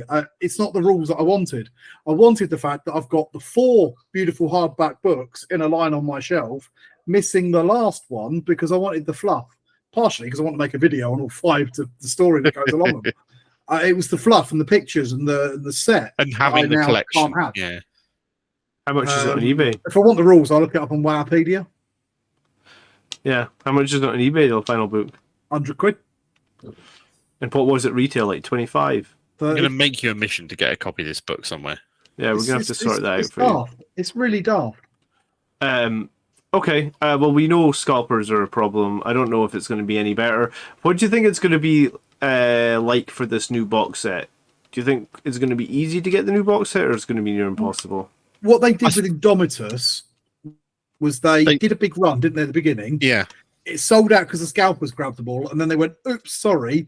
If you order it over this weekend, we will honour it. But it might take you a little bit longer. And I loved it because it meant the scalpers lost loads of money with that. They speculated and they failed. If they just said, right, you've got a 2-week window to pre-order this box set. If you order it, you will get it. But the earlier you order it, the quicker you're going to get your copy. Yeah. I suspect that the website will be throttled on the opening day of pre-orders, so you might have to sit there refreshing it for a good half an hour or so before you manage to place your order on launch thing. But I reckon if you're there and you persist, you'll get a copy out of the initial batch. I reckon that's reasonably likely. I hope. Yeah, let's hope. Okay, they also said less mortal wounds overall in the game. I couldn't be happier about that. I think mortal wounds are obnoxious and they break the balance. If you're trying to balance the game around armor saves and half your damage comes from stuff that ignores armor saves, then how do you balance that? Something Robert has said in chat has reminded me of something, just going back to the previous point briefly. One of the local GW store owners that I've met said that I think the terminals in their store have hot lines or like priority lines through the pre-ordering system. So if you're pre-ordering at a terminal in store, you get to bypass the online queues compared to ordering it on any old browser in any old place in the world. I have no idea if that's still the case or not, but if you want to get past the throttling and online queuing system for the website for pre-ordering, go into a local store and do it in there because they get to bypass that. It does seem like the pre-ordering's become worse and worse. Well, the whole point of pre-order, which is really what's bugging me with this, was that you pre-ordered to make sure you got your copy on the day because it told the retailers how many copies they needed to get to make sure that they could service their customers. This isn't pre-order. This is just order, but 2 weeks before you can have it. Yeah. And it's like the pre-order. It's not pre-order. It's not a pre-order because a pre-order is a way of guaranteeing you can buy. And the company gets your money for a week or two before the product is out, and they get to have that money and I don't know, make interest on it or something for a week. Well, they know how many copies to make one. That's why classically pre-orders used to be quite a long way off. This is just you order it a week before they dispatch it. Yeah, I don't know. Anyway, sorry. And you maybe get it or you maybe don't get it, I guess. Let's move on. Next question. Yeah, mortal wounds. Great, cool. Preventing feels bad, super powerful units. I like this because what they're doing is they're stopping the layering of many auras all buffing together to produce a single Death Star unit that has got all the buffs in the world and rerolls everything to hit, rerolls everything to wound, and has got extra damage and all this sort of stuff.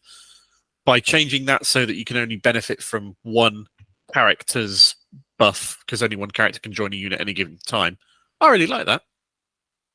I heard as well, I don't know if there's any truth to this, but I heard you're only going to be able to play one stratagem on a unit, so you can't like... you can't go like, right, I'm auto win 6s and I'm bursting 6s from this other stratagem and I'm getting, it's like you play a stratagem and that's it. You can't layer up stratagems in the same phase. I don't know how much truth there is to that, but I kind of like that sound as well. Actually, I've got no idea. Don't know. I've not heard that one way or the other. We know that you're going to be starting with 0 CP, and we know that you'll gain 1 CP during each turn's command phase. Yes, so we do know that. That'll limit this stuff anyway. To be fair, true. But at least till later in the game. I do think that would be a good thing. Like if World Eaters have 3 ways of buffing up combat, for example, they can't play all 3 strats on the same one unit. If they're trying to reduce super powerful units, and that's how you would do it. That would be an easy way to do it, wouldn't it? Thanks to everybody who's joined us a little bit late. Much appreciated. We do now have YouTube memberships, which is new to us. If you want to support us and help us buy these lovely new models and go us towards this unboxing of Leviathan, assuming we manage to get one day one on live stream, that'd be awesome. And Codex books and whatnot. Cool. If you're asking questions, we will try and answer them. If you remember, you get a free super chat every, I don't know if it's month or every stream. I can never remember. I think it's 30 days. It'll pop up on the screen. We're guaranteed to read it and answer it. We won't miss it in the scroll through. Otherwise, the normal super chat will do that as well, which is awesome. We're talking Leviathan reveal stuff from Warhammer Fest, and we're talking currently about the Q&As that took place after these live Twitch streams had ended. And that's what we got on the screen. So, just rolling back on the chat a little bit. Cheers, James. Let me know if you find one. Matthew says, because he was there, and he disagrees with that write-up of the response to the scalpers. He says it's not that GW didn't care about the scalpers. They even said for Leviathan the Q system to be used. It's more of a case that they didn't answer. So it sounds like they were just actually a little bit evasive on scalpers rather than anything else. Okay. I mean, if you go to eBay right now and pull up any of those books, there's plenty of them on eBay. Yeah. Robert's going to Glasgow to get his. Don't blame me. If I can figure a way of doing it, then I definitely will. Oh god, we got so many people with coloured names and little squig icons in their chat. That's fantastic. It's really cool. I love that little squiggy icon as well. Turkey says it sounds like GW are trying to prevent stack buffs. I think they probably are, because they were a problem stacking them up like that. It's pretty explicit they're trying to prevent stack buffs, and I really like that they're trying to prevent stack buffs, because that just makes things that makes units that swamp everything else in a target. It also encourages you to move your units about a little bit more, because being able to stack buffs encourages you to castle up big squads of stuff in the middle of your board or whatever, and make the most use of out the range of the auras. Yeah, that's fair. So being able to spread them out a little bit just makes for a better, more interesting game when there's stuff going on. Potentially. Flyers not really changing, so yeah, great, cool, whatever. They haven't said what the OC value of flyer is. I assume it's 0, right? I assume it'd be 0. Yeah. Yeah. Okay. Generally, terrible at holding objectives. Yeah. If they're 1, I'd be surprised, to be honest. I don't expect Flyer's OC to be anything but 0. Okay. Dirty's going to make sure he's in Warhammer World on the launch date. Do you know what? I was thinking about trying to make sure I'm in Warhammer World on the launch date. That's probably going to be a bit of a party day, isn't it? They normally do events for that sort of thing. So they do, but so I don't know if I'll be able to get away from the little one. But if I can, I want. If it's releasing in late June, that's like early summer holidays, isn't it? No, it's before summer holidays. Oh, that's late July, isn't it? No, my bad. Yeah, maybe. And it'll be a Saturday as well. The Storm Raven will have the assault ramp. I hope so. it does, because it's got an assault ramp. It should do. Yeah. They don't think it's too powerful to give the assault ramp rule to a flyer.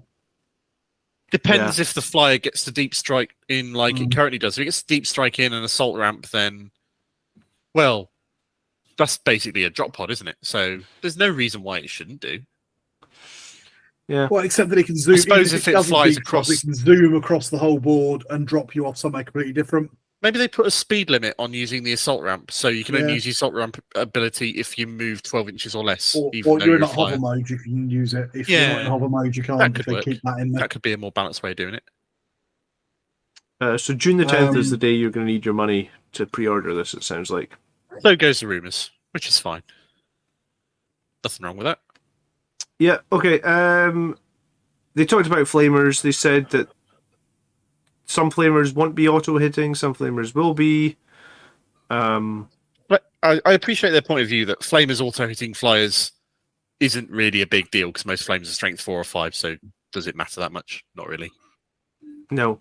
And I think, you know, they obviously changed the actual, like, the Zinj flamers to have a roll to hit, which created this weird case where we've got one set of flamers in the game that doesn't auto hit. I guess I think their argument was that their unit is called flamers.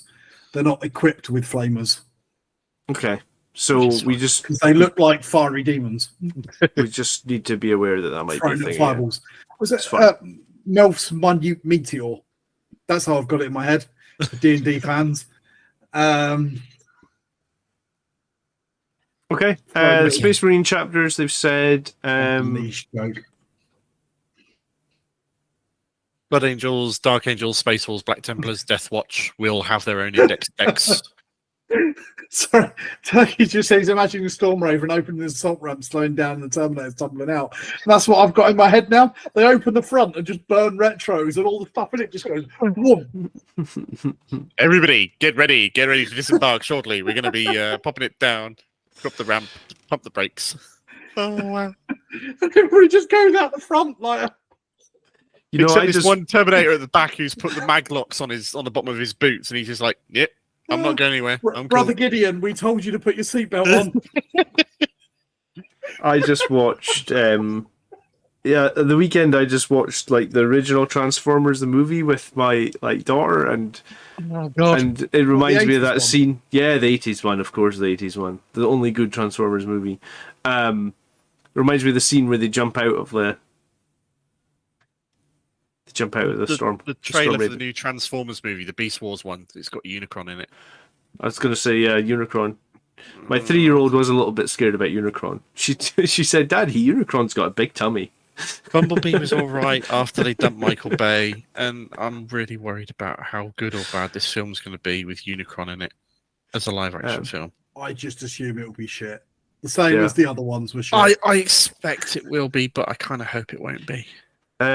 I wonder if the Flamestorm cannon is going to be like the Bale Flamer stats. Because they showed off Bale Flamer in the Chaos Space Marines preview. Is that why? What's that stats like? Oh, is that the one on the Helldrake? Yeah. The interesting thing about the Flamer... 12-inch range, D6 plus 3 attacks, strength 6 minus 1, 2 damage, ignores cover and auto hits. The interesting thing about the Ball Predator, is we've been wanting this forever. You can advance and fire weapons. And shoot. Yeah, it can advance and flame. So if in turn 1 you just move it all forward because it's only like 12 inches, maybe 18 inches on the top cannon. Turn 2 might not get to advance and fire. We don't know that yet. Well, it will, because I think not all weapons in the Gladiatus detachment you're allowed to advance and fire heavy weapons, right? Oh yeah, if you take that one, that doctrine in that turn, yeah, you're absolutely right. So we'll finally be able to advance and fire the Ball Predators with their heavy flamers if we want to. I haven't got one. What? Got one? Ball Predator. Well, I've got Ball Predator, but only with assault cannons. Sure. I've never built one with a big flamer on top. Neither have I, but I'm sure I've still got them on the sprues. Could make it work. It's worth getting. All right, to play the Combat Patrol box, You can use this. Oh yeah, they basically said this, the Leviathan box also has the equivalent sort of combat patrol size battles for balancing against other combat patrols. It's not all of the Space Marines, but a lot of the Space Marines in the Leviathan box will be a combat patrol, and a lot of the Tyranids in the Leviathan box will be a combat patrol. Yes. You get more of them than you need for that, but you're getting 2 combat patrols out of the Leviathan box, which is pretty cool. I like that. I think if you are a mono-faction player like I am and you find someone to trade, I think the Leviathan box is actually insanely good value for money. Because if you assume that, like, I looked the other day, like a Redemptor Dreadnought's like £45. So you're getting like... Yeah. So just the 2 Dreadnoughts plus the rulebook is like 130. So basically at that point... Well, like if you're if you find someone you can trade. Okay, yeah. I mean, the value for money in Leviathan is insane. To be fair, the value for money in all of the starter sets since I've ever collected has been really good. Because I remember when they used to be £40 for the start. That was a long time ago. £40 for the old starter sets, weren't they? And they were incredible back then. But they're still really, really good. I was looking over. I've got my Dark Vengeance set here somewhere, and I was looking at that and the models that came in that the other day. I just got the box out, and I was like, "This is brilliant." There's some of the best sculpts in here. Even all these years later, that was 6th edition launch box. Transformers 3 was one of the least shit of the Michael Bay movies. I'll give you that, Zardos. I'm not going to agree that it's good, but it was one of the least shit ones. I think I haven't watched it. In fact, I've almost I watched this the first one. This one's got Leonard Nimoy in it, and he plays it really well. It's quite cool. I think I watched the first 2 or 3 of this Transformers live action films, and the second one is absolutely diabolically awful. Anyway, let's move on from shit Transformers films because a lot of them are. Deny the Witch is pretty much gone. Yeah, which is fine because we've seen what that's going to be now. It'll be a buff that the Terminator Librarian gives to the unit he joins and allows them to get a feel no pain save against psychic attacks, which is fine. Got no issue with that. Okay.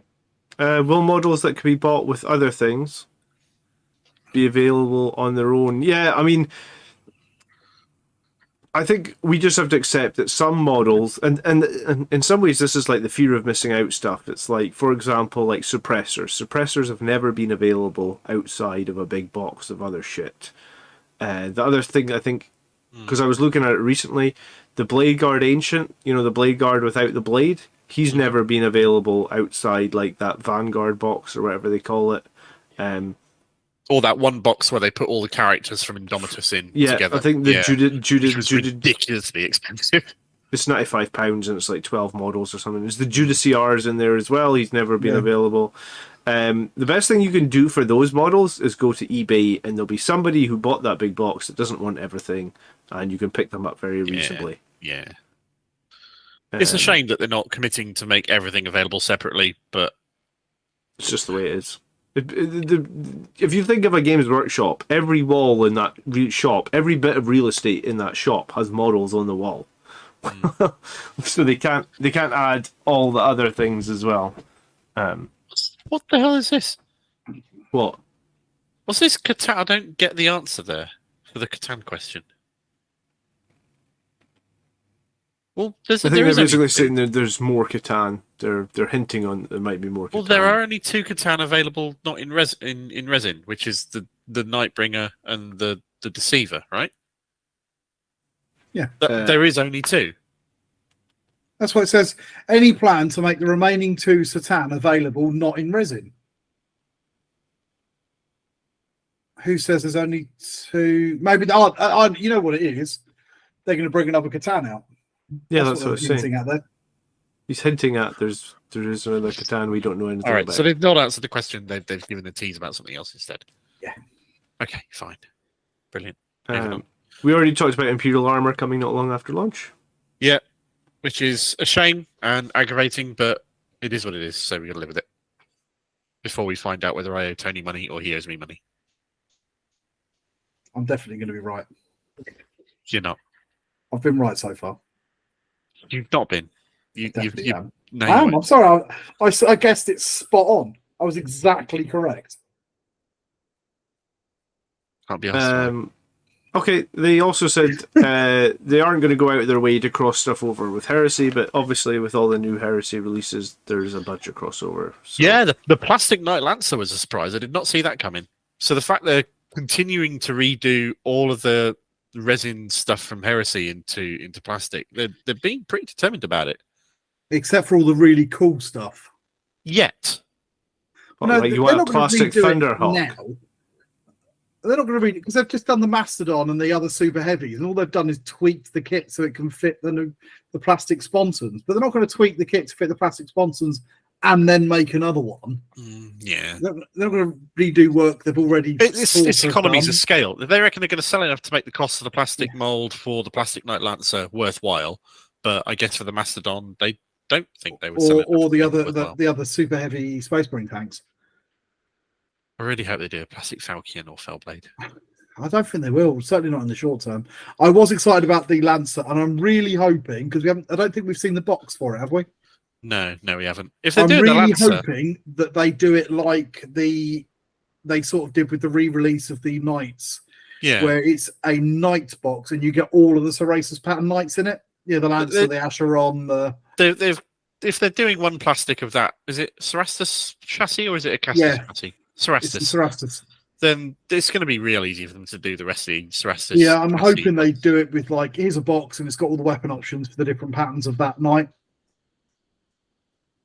That'd be nice because I've got a Knight Lancer. Things coming new to Crusade. There you go. There's a bit of an answer on your Will Crusade stuff be kicking around. That was what you were interested in, wasn't it, Tony? Sorry, I'm just trying to read it. They decided it works pretty well currently. Didn't want to rock the boat too much. A lot the same. Rules are delivered differently to currently. Crusade rules delivered alongside narrative updates for Tyrannic War. Oh, fuck's sake. So it sounds like it's going to be fixed campaigns for Crusade. But Crusade rules will be in Codex as well. They've said that the main Crusade rules are going to be inside a narrative campaign released separately and in the main core big hardback rulebook in the main box. So you will get them. But it did sound like it was more rigid in the Crusade campaigns. I'm not sure how. It sounds like you hate that. Play the fourth Tyrannic War or yes, Vigilus or whatever the new one's going to be. Probably not a huge print run because I don't think they sold very well. They tend to have lots of oversells left over of those. Yeah, those campaign books they were doing. I don't think they did particularly well. I wasn't that impressed with them. The fluff wasn't particularly well written. They didn't have many pictures in the books. The only thing that really pissed me off about them is you had 1 or 2 pages of rules for competitive play inside each one. Yeah. In order to try and falsely sell them to people who didn't care about the narrative stuff. Naff fluff, not much in the way of any new art or interesting photos or anything. And then they had a couple of pages they just weren't very good books. Well, here's hoping if they're focusing on being pure narrative and pure Crusade, they might be better. We can but hope. New Votan stuff. I mean, obviously they've got minimum models at the moment, so clearly they're going to be doing more Votan. They're going to be doing it more everything. I feel like every faction got like a few models at least. They've confirmed that everything that they've said there's going to be a Codex for in their roadmap will be released with new models. Yeah, so everybody will get new models. Yeah. But the Votan is like half a faction at the moment. There's barely any units for it. So yeah, absolutely. Them filling that out is kind of a given at this point. I think it's a good thing that Blood Angels are going to have to wait a little bit. So I think it gives them time. Like, they obviously just did this I was going to call this an Indominus set. They just did this Leviathan set. Mm-hmm. So maybe it gives them a little bit of time to do more of a refresh for Blood Angels. If it was next month, I'm thinking, oh, fuck, we're not getting any new models. You know what I'm saying? It's fair. I don't mind. I'm happy blowing the index rules. It doesn't bother me in the slightest. I'm looking forward to it. I think the beginning of 8th edition was good. It was balanced with all index rules. I liked the beginning of 8th edition. They were balancing each other. It was crazy, but it was the most balanced the game's been in a very long time. Well, it all comes back to what we've been saying for a little while. If you want to balance the game, you need to simplify. You need to simplify the customization. Yeah, and indexes are the kind of ultimate example of that. I remember playing back in 3rd edition when you had like the equivalent of the indexes was in the back of the rulebook, and that was super balanced. Yeah. Probably still doing balanced data slates, which is good. Maybe they won't need them for a while until releases start coming thick and thin, but I guess we'll see. I'd definitely buy a plastic Storm Eagle, James. No hesitation. I mean, if there was a plastic Thunderhawk, I might save and buy that just to finally join the Thunderhawk club, you know? It's just so iconic. Is that Storm Raptor still in the box? Yes. Fire Raptor, sorry. Yeah, it's still in the box. I've not even got the bits out and washed just yet. Don't make him feel bad. I bought a plastic Thunderhawk the day it released, just so I could say that I own it. It's the only marine aeronautical model I own, but I had to buy it because it's Thunderhawk. I might have just bought a plastic Thunderhawk for Aeronautica and some Ziphons and. well, that might actually be useful because did you see the final tease at the end of the Horus Heresy stream? I did, and that got me particularly excited. I'm still a bit down on 10th edition. Even if it's just Horus Heresy epic and doesn't have all the Zenith stuff in it, the fact it's going to be epic, but hopefully. Epic, that excites me. That gives me a little tingle in my dingle. Even if they don't do infantry, even if it's just tanks and planes and Titan legions, brilliant. They will do infantry though. If they're going to do epic, you've got to have the little tiny 6mm rhinos and men. Well, they'll be a little bit bigger scale than the old epic was because the Titans and Aeronautica are a tiny bit bigger scale than the old epic stuff was. I hope they're not too big though, because I've got loads of old epic. I imagine they'll be like a millimeter or two bigger, so they'd be like. I've got like a whole epic metal orc army. Oh, jeez. Wow. Have you got one of the Mega Gargants? Have you got more than one of the Mega Gargants? Sadly, I haven't. Have you got an Imperator Titan? No, because they're not orcs. Oh, yeah, right, that's a fair point. Well made. Do you remember a few months ago now that I made that video of all that stuff that I got given that was getting... Oh, yeah. Well, in there was stacks of epic. But it's all... So it looks like the guy who had it traded all the Space Marines and that for more orcs. So I've got absolutely shed loads of orcs. It's mostly like little ones. Just like bazillion buggies and... Should we carry on going through the Q&A? Yes. We aren't getting reactions, but Overwatch is going to be more flexible. So I expect it'll be like boarding actions, because in boarding actions you can use Overwatch in response to the end of any model's movement or the end of their charge. So if they move into your line of sight and you're in range, you can Overwatch them. If they charge at you, you can Overwatch them. So all of that stuff, I expect it to be like that. It sounded like there was a 24-inch cap on that from what I read, but that's not mentioned in this FAQ. Okay, yeah, fine. So if they move within 24 inches of you, you have a unit there, you can shoot them. That's fine. Cool. True line of sight.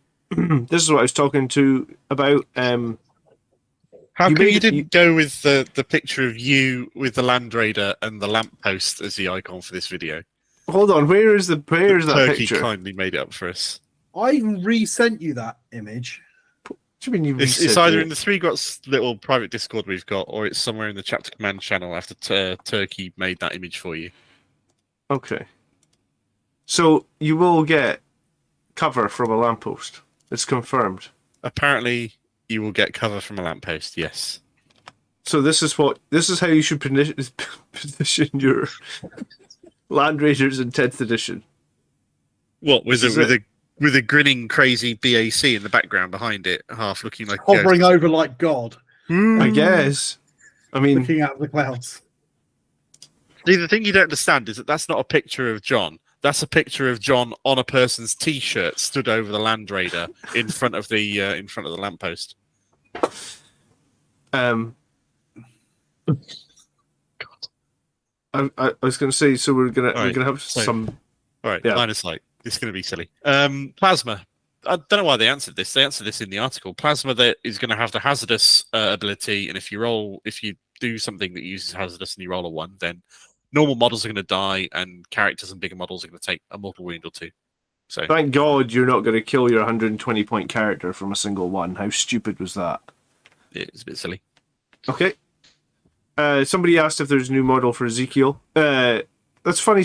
I actually asked in Warhammer. The old model's brilliant. Is it?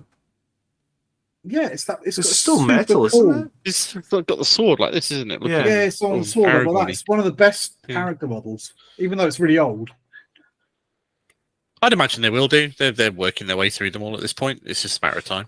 Yeah, I think in 10 or 15 years, every single firstborn character would be replaced with a Primaris Marine.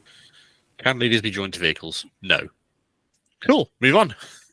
Okay. Well, Black Templars need both Black Templar and Space Marine Codex. Now, this I like. This is important because it means that as Blood Angel players, you're not going to need Codex Space Marines unless you want to be able to use basic Space Marines attachments, which you kind of have the flexibility to do, as we discussed earlier. So it might be worth you getting it anyway if you want that added flexibility. But you don't have to get it. No. I mean, I'll be getting it because I'll need it for Raven Guard as very well. And doing that, it'll do double duty, so I'll get the benefits of being able to use it for Blood Angels if I want to. Yeah, if you want to. Okay, news about the new app? That was one of the best moments in the Adepticon stream, is where they said, there's going to be a new app, and this one works. That made me piss myself. I loved it. It was great. So hopefully they've rebuilt the app from the ground up then. Well, given that there's less cross options to put in and options that unlock other options on all your characters and units and other weirdness, I can see the rules for army building being massively simplified compared to what they were previously. So to be fair, I can see it working and not being a problem on launch this time. Okay. It should be easier to make it work, shouldn't it?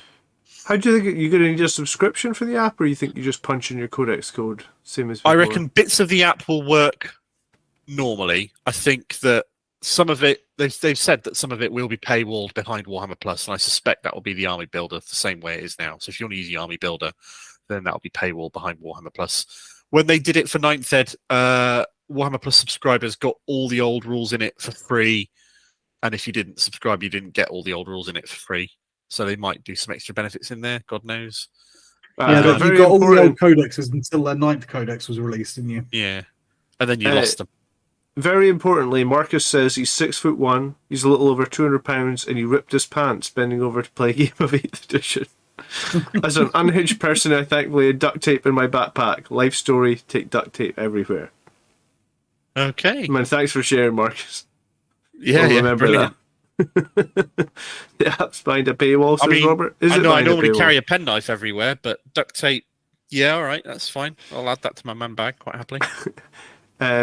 They said very few, if any, limits on which detachment you can take specific characters in. So, however, you can only pick take a chapter, yeah. You can't mix, but they didn't specifically talk about Primarchs. This came up on our Discord today. Yeah, because Primarchs might be exempt from this rule. I expect there'll be something somewhere saying all Primarchs have got the Agent of the Imperium special rule. Yeah, well, I mean, in Arts of that. Omen, it was just an addendum. My thought is, they want, like, in an ideal world, if Games Workshop can sell the 2 Primarchs to every single Marine player, that's a lot of money. So why would they not just want some rules that say, if you want to take a Primarch, you can, even if you're Blood Angels or even if you're someone else. And if you look at the way Gilliman's rules have been written, none of his rules, considering that fluff-wise he's positioned as the Regent of the Imperium with rules that will buff any Imperium unit currently, as it's written from 8th. Yeah, exactly. There's nothing on his data sheet that says Ultramarines only. Yeah. Even though there was one section that was like Ultramarines Bodyguard, and then it specifically didn't say Ultramarines. It just said Adeptus Astartes. So I think there might be a caveat there where Primarchs can go. I hope you're right. I'll be very disappointed if it isn't, and I think a lot of people might be disappointed if it isn't, just for the sake of being able to have the big stompy Primarchs. Yeah, I'll be disappointed because I have not finished my conversion of my Dreadnought into Gilliman, and I want to finish it. Robote Gillinaut, was it? Yeah, that's what I called them. Roboto Gillinaut. Roboto Gillinaut. Okay, cool. Have you written, or are you going to put a banner on him that says "Domo Arigato, Mr. Roboto"?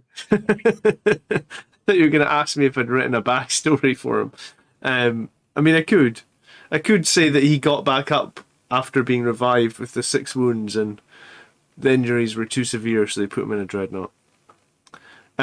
Okay. They asked, will Sargeus Cronus be able to pilot Primaris vehicles? He's an Ultramarines character. Yeah, he's a tank commander. Maybe. Okay. And then they talked about the extra rules of the blast that we've already just covered. Yeah, which is really good, and I really like it. Apparently, you roll for the charge, then declare the target after you know the result. But that might have been a mistake. So, okay. Treat that with an enormous pile of salt, because that may or may not be correct. Battle shock, you check your battle shock in both yours and your opponent's command phase.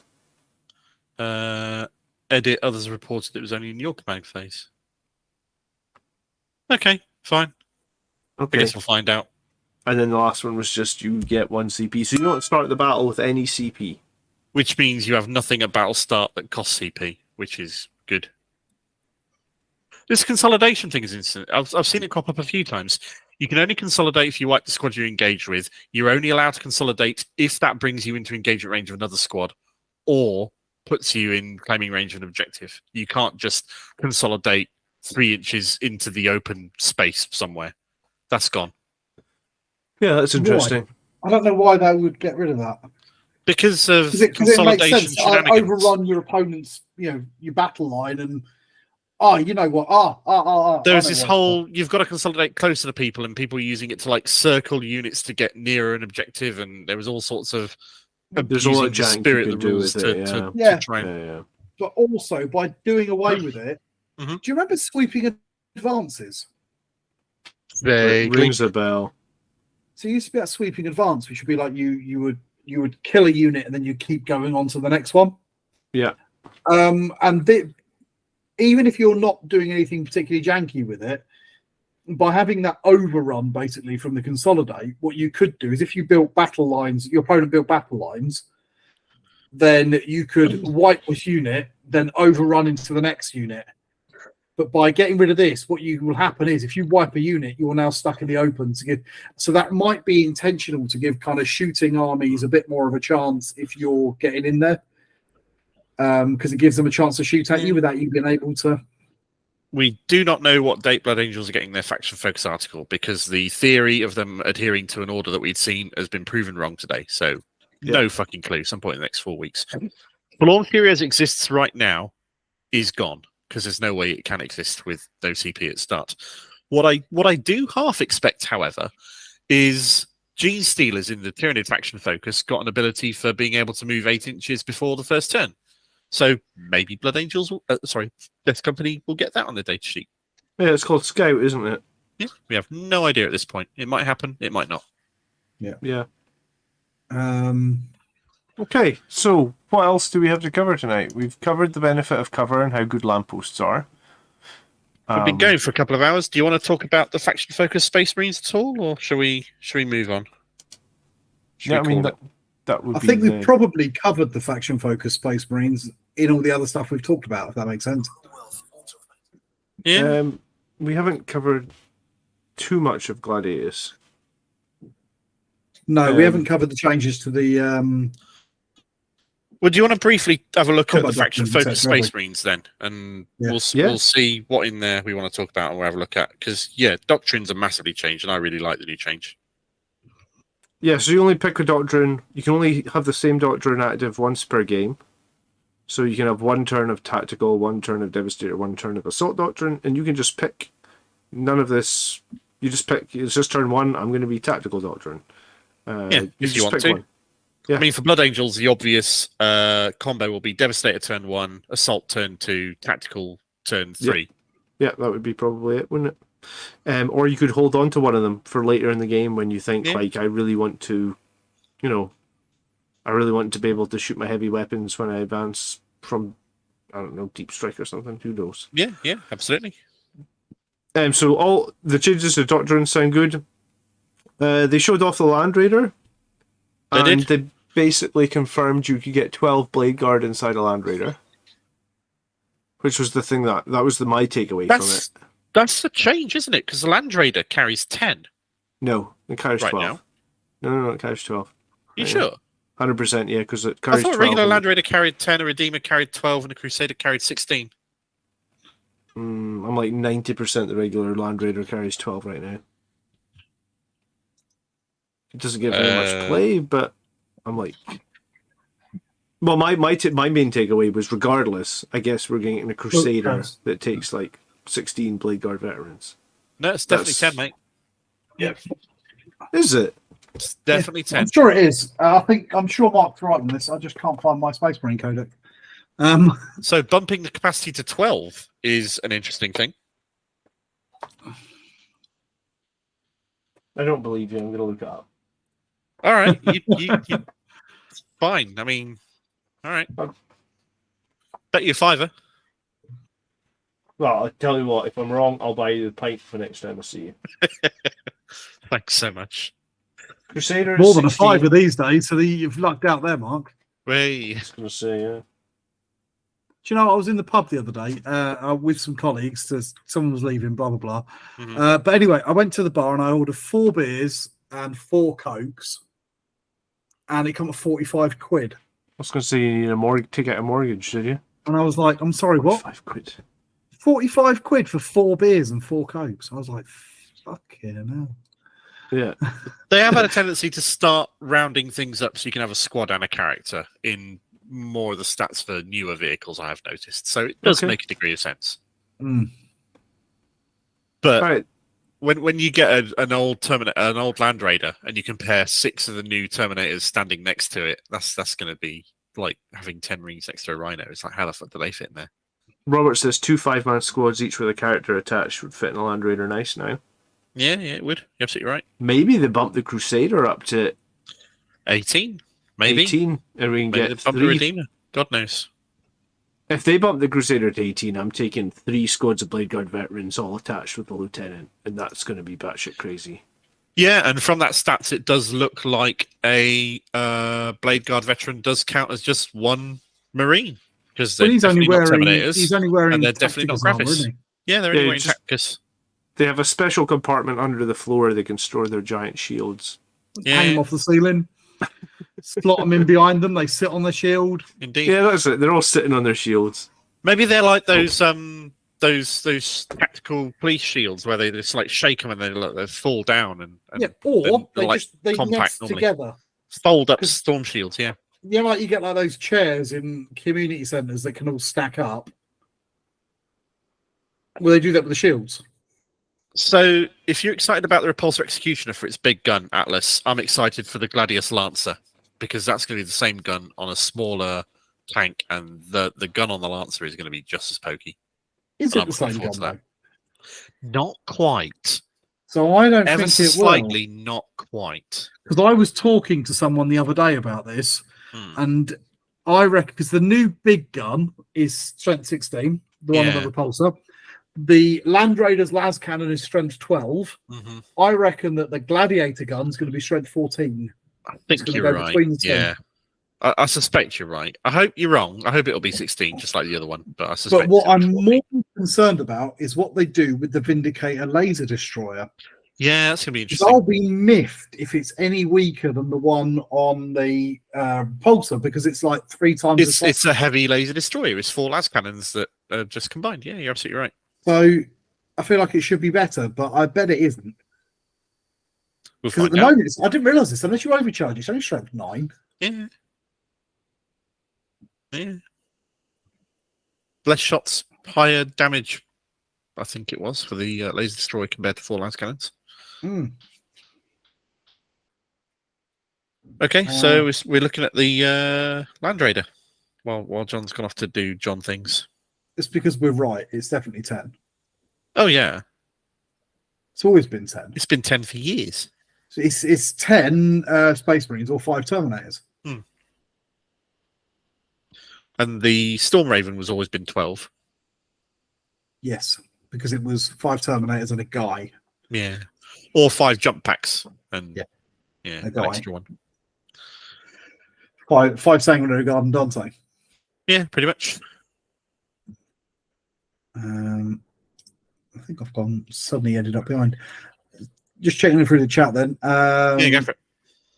What we got? Dirty Wizard, Land Raider Machine Spirit. He's getting getting a bit excited. Fair enough. Atlas hopes they buff up the flyers. I hope they buff up the flyers as well. I don't think they're as bad as people think, the Space Marine flyers. I think the Interceptor's a little bit... They're overcosted a bit, and the Interceptor's a bit more overcosted than the other one. It's only because it's an anti-air aircraft, and very few people take aircraft. Yeah. But I think for 165 points, the current Storm Talon is not that bad. Yeah. I still quite rate the current Storm Raven in current Arc Swarming. Yeah. New Gilliman's buffs are really good. Sellers reckons they're hanging these storm shields on the outside of their Land Raider like a Viking ship. Wicked, wouldn't it? Yeah. Actually, if I built one to carry my Blade Guard, I think that'd be a wicked way if you had a load of spare storm shields. It would be. Just eBay a load of storm shields and drape them on the... Yeah, that'd be wicked, wouldn't it? Should be a special model a little washing line that hangs like this way across the side of the Land Raider or over the front of it, so that as they go up the assault ramp, they just grab the shield and run. Yeah. If you put 15 Blade Guard inside a Land Raider, the Land Raider gets a 4-up and run safe, because the chances are it'll hit the... Or maybe the Storm Shields will give it cover, eh? They probably would. No. If you put it on a base in front of it. Let's move on. Yeah, I noticed today Abaddon came out, and Abaddon's only toughness 5. Gilliman's toughness 9. Well, he's a Primarch, How about that? Abaddon's not. How about that? Abaddon's just a Space Marine. So Abaddon has been nerfed. No wound cap on Abaddon. He's tougher than he currently is. And Gilliman gets to come back to life, and Abaddon doesn't. Yeah. I think Abaddon's toughness 6 at the moment, so he dropped a toughness. I'm not sure actually on that. I'm sure Abaddon's toughness 6 at the moment. I do wonder though about the wounds 10, because Why? of course at the moment wounds 10 would mean you can't hide him. But I think that's what this lone operative thing over here is. Yeah, that's what the Ultramarines bodyguard ability is for. That gives him the lone operative ability, which means he gets to not be shot if he's within 3 inches of a friendly Space Marine unit. Yeah. So I think that's going to override the standard wounds to whether you can shoot it thing. That's been covered in the leaders article already, I think. Is it? Yeah, Yes, I'm pretty so sure that was detailed in there. So it's infantry specifically, though. So like he can't be lookout served by a tank, but he can be by infantry. Or a dreadnought, yeah. Yeah, well, yeah. Which doesn't make any sense to me, to be honest, because if you're standing behind a tank, I would feel that should offer you some form of protection. So like the reason in front of you. The reason it is infantry is a because he uses can't jump in front of a bullet. I was going to say he uses the Hand of Dominion to literally pick up the intercessor and put him in the way of the shot, and then when he's dead, he drops him, and then he looks for another one. That's what it's for. Thank you for your sacrifice, my child. Yeah. Dante can now beat Abaddon, says Atlas. Maybe. Hope so. I do like his abilities. I do like the fact he gets one of those 3 each turn, and what they do. I think that makes him very nice. The one that I like the most is the ability to make. James. You could select one adept as a starter unit within 12, use a stratagem on him for 0 CP. You can use that on a stratagem that's already been used this phase, right? Yep. So what I'm going to do is I'm going to spend 2 CP for my only in death as duty end to fight on death with my Blade Guard or Terminators. Then I'm going to spend no CP to have another unit fight on death for no CP. Yeah. So basically, if you've got units within 12 of Gilliman, you could fight on death twice. I had hoped, I think I've been vocal on saying this, I'd hoped Fight on Death as a mechanic was removed in 10th edition, because it's an obnoxious, overpowered mechanic. But I suppose if we can do it twice, then I'll use it like everybody else. Well, we have not yet seen a unit or an ability that says can only be wounded on 4s and can only be wounded on 3s. Yeah, we haven't seen any transhuman style abilities yet, have we? Not yet. Doesn't mean they're not there, just that we haven't seen them yet. Yeah. They also buffed the Laser Destroyer in a way, but debuffed it another way. I'm pretty sure the Heavy Laser Destroyer used to get +1 to hit, right? Not on this tank. Oh, not in this tank. No. On the Gladiator Lancer, it had optics that meant it hit on 2s. But it is heavy, so if it doesn't move, it'll hit on 2s. Oh, that's true, yeah. So it does hit on 2s anyway. It used to they changed the rules. In 8th edition, it used to be you could fire this weapon twice if it didn't move or it moved less than half. And then I think they changed it to get +1 to hit. So I guess it now hits on 2s. And it's D6 +4. So on 2 shots. I was going to say it's pretty good, I guess. Yeah. It's like one of the most potent guns I can imagine us having. What do you think the Laser Destroyer, the Laser Vindicator's profile will be? You missed that. Yeah, Tony raised that a moment ago. Oh, did he? Sorry. I don't know is the honest answer. I reckon the Gladiator is going to come in at strength 14 and maybe like D6 +2 or something like that. Okay. Or D6 +3 or 3 + D3, something like that. The Las Cannon we've already seen is strength 12, so that's a nice progression. I'm not sure about the Laser Destroyer because at the moment it's only strength 9. Which is the same as strength 10 if you stay immobile, though, isn't laser it? cannon. It's no. they can overcharge it, but if you don't overcharge it, because it is basically 4 las cannons or 4 long-barreled las cannons welded together. Mm-hmm. So it wouldn't surprise me if the new one was strength 12 or 13 as well. Yeah, well, the things on either side of the Spartan are exactly the same as the gun that the Vindicator Laser Destroyer has. Same gun. Yeah, they're quad las cannon, basically, isn't it? Yeah. Same as the side of the falchion. But instead of firing 4 shots, does 3 shots with more damage per shot. Mm-hmm. Interesting. Same as a Rapier Laser Destroyer, but not that anyone really ever runs those. Trying to think. Okay. I'm sure I've got something that's got them on it that I run it on. Yeah. Okay. I was going to say, hold on a minute. I wonder. So I have a falchion. Yeah. Yep. We know. And the falchion's volcano cannon is like strength 15 at the moment, -4 flat 6 damage. Uh-huh. So is it going to be like strength 20? 20? They've already said that the railgun is going to be strength 20. And what damage is it going to do if it's flat 6 at the moment? And it's going to do like 6 plus D6 or something? Probably. But Okay. well, it depends if it's something Forge World curse. I was going to say, falchion meta's back. It depends if it has 2 shots or 1 shot on the twin link rule. At the moment, it has 6 shots. And blast as well, doesn't it, or something? Yeah. Actually, I think it's 2d3 blast, yeah. Yeah, Jim, I think you're probably right. Toughness 14 and D6 +1, so 2 quad las cannons. So, yeah, I reckon it's going to be like 4 shots maybe, or 3, strength 14, D6 +1 damage. We're kind of running out of material here that we'd planned to talk about this evening. So if you've got any last-minute questions that you want to ask, get them in. Thank you so very much, everybody who's joined us this evening in our first evening where we've had YouTube memberships enabled. It's absolutely wonderful. Thanks so much. Yeah. Thanks for the super chat. Guys. It's been great. This will all go towards keeping us in content that we can review and talk bullshit about for the next 3 years of 10th edition. Brilliant. What do you think of the new heroes? I like it, really like it. We'll probably try and buy a set if they don't all get scalped. I like them in principle. I don't know if I want to get a set. I just love the models. If I played to Kill Team, I'd buy it in a heartbeat. Absolutely. Okay. The Sergeant with the plasma pistol and the Gravis is kind of the most interesting to me. Really? He's the least interesting one to me. I don't like that captain at all. He's just like a generic Space Marine captain. Is this Gravis? No. No, he's not Tacticus. Gravis. That's Calamity. He's just standard armor. The only Gravis in there is the Heavy Intercessor. Oh, well, then I already got this guy because he's a resculpt of the Game Day guy. Is he? Yeah, a Power Fist and Plasma Pistol is something we've seen quite a few times on. Yeah, it's true. It's true. Captains or whatever. Okay, I kind of just wish them to do a new set of larger Terminators in the Warhammer Heroes, but I guess it feels like they're always going to be doing Warhammer Heroes. It's a thing now. Yeah. Somehow, artificially, some of the guys get valuable and some of them don't. I don't really know how it works. Make some money, I suppose. Anyone else looking forward to running Reavers in 10th? There is a chance that Reavers might not be shit in 10th edition. Such a thing may come to pass. Yeah, they might come to pass. You sounded something like Lord of the Rings there, like, hit me, yeah, it's come to pass. Does not yet come to pass, yeah. Yeah.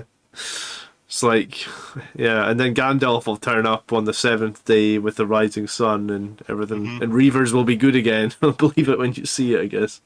Gilliman will raise his sword high. You shall not pass. To the king. Isn't that what he says? Anyway, moving on. Anyway, giant white beard. Yeah. Cool. All right, then I guess that'll be us. I think it is. So, thanks everybody for watching.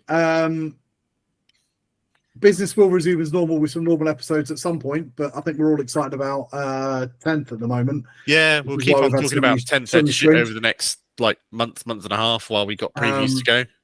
I was going to say, everybody's excited about 10th, are they not? We've been asked so much how quickly we're going to get the Blood Angel tier lists out over on the BAC channel, and we're going to try and get them out as quick as we can. It's that simple. I think we're going to sort of think about doing, maybe it depends on how they look, depends how the indexes and things look. If it's going to be a long time till our codex and the index is out, maybe we'll do a short film and revisit it when the codex comes out or something. Well, we know it's going to be about at least a year until the Blood Angel codex, so that's reasonable. We're playing it by ear. We'll see what they look like. Sadly, we're not Art of War, so they don't send us any preview copies. Yeah, we want to do as many getting started with videos similar to the ones that we've done for 9th edition so far for the indexes as we can manage. Are we going to do it for the indexes, or are we going to just do it for the codexes? We'll do it for the indexes, for the ones at least that we know aren't coming out soon, given the roadmap that we've had. Potentially. Yeah, that's true, maybe. Yeah, I think so. All right, so there'll be a steady stream of content on both channels. Remember to subscribe if you haven't subscribed. Share it, tell a friend. Remember, we are now available in podcast form as well. So, do we know if anybody's actually listening to us as a podcast? I have literally no idea. I set it up so that it is a podcast, but I don't know if I can check the analytics on it. I will check before we stream next. I'm now curious. So we've done some work and we have no idea if anyone's used just it. Listen to us jabbering on for an hour without any pictures. Yeah, and they can't see Tony doing all the weird things he does with his hands while we're busy sort of chatting away like morons and all the various things we have up on the video to the rules. ADHD, and I've got a scalpel on my desk, which is, I'm sure, really dangerous. Yeah, don't do that. Okay, cool. Yeah. Thanks again then for watching, guys, and we will catch you next time. Indeed. Cheers, members guys. of Patreons get to ask us questions for all this stuff, so if you ever want to, do so. Yeah. You don't have to, though. I wouldn't. Indeed. See you later. Good night. Cheers.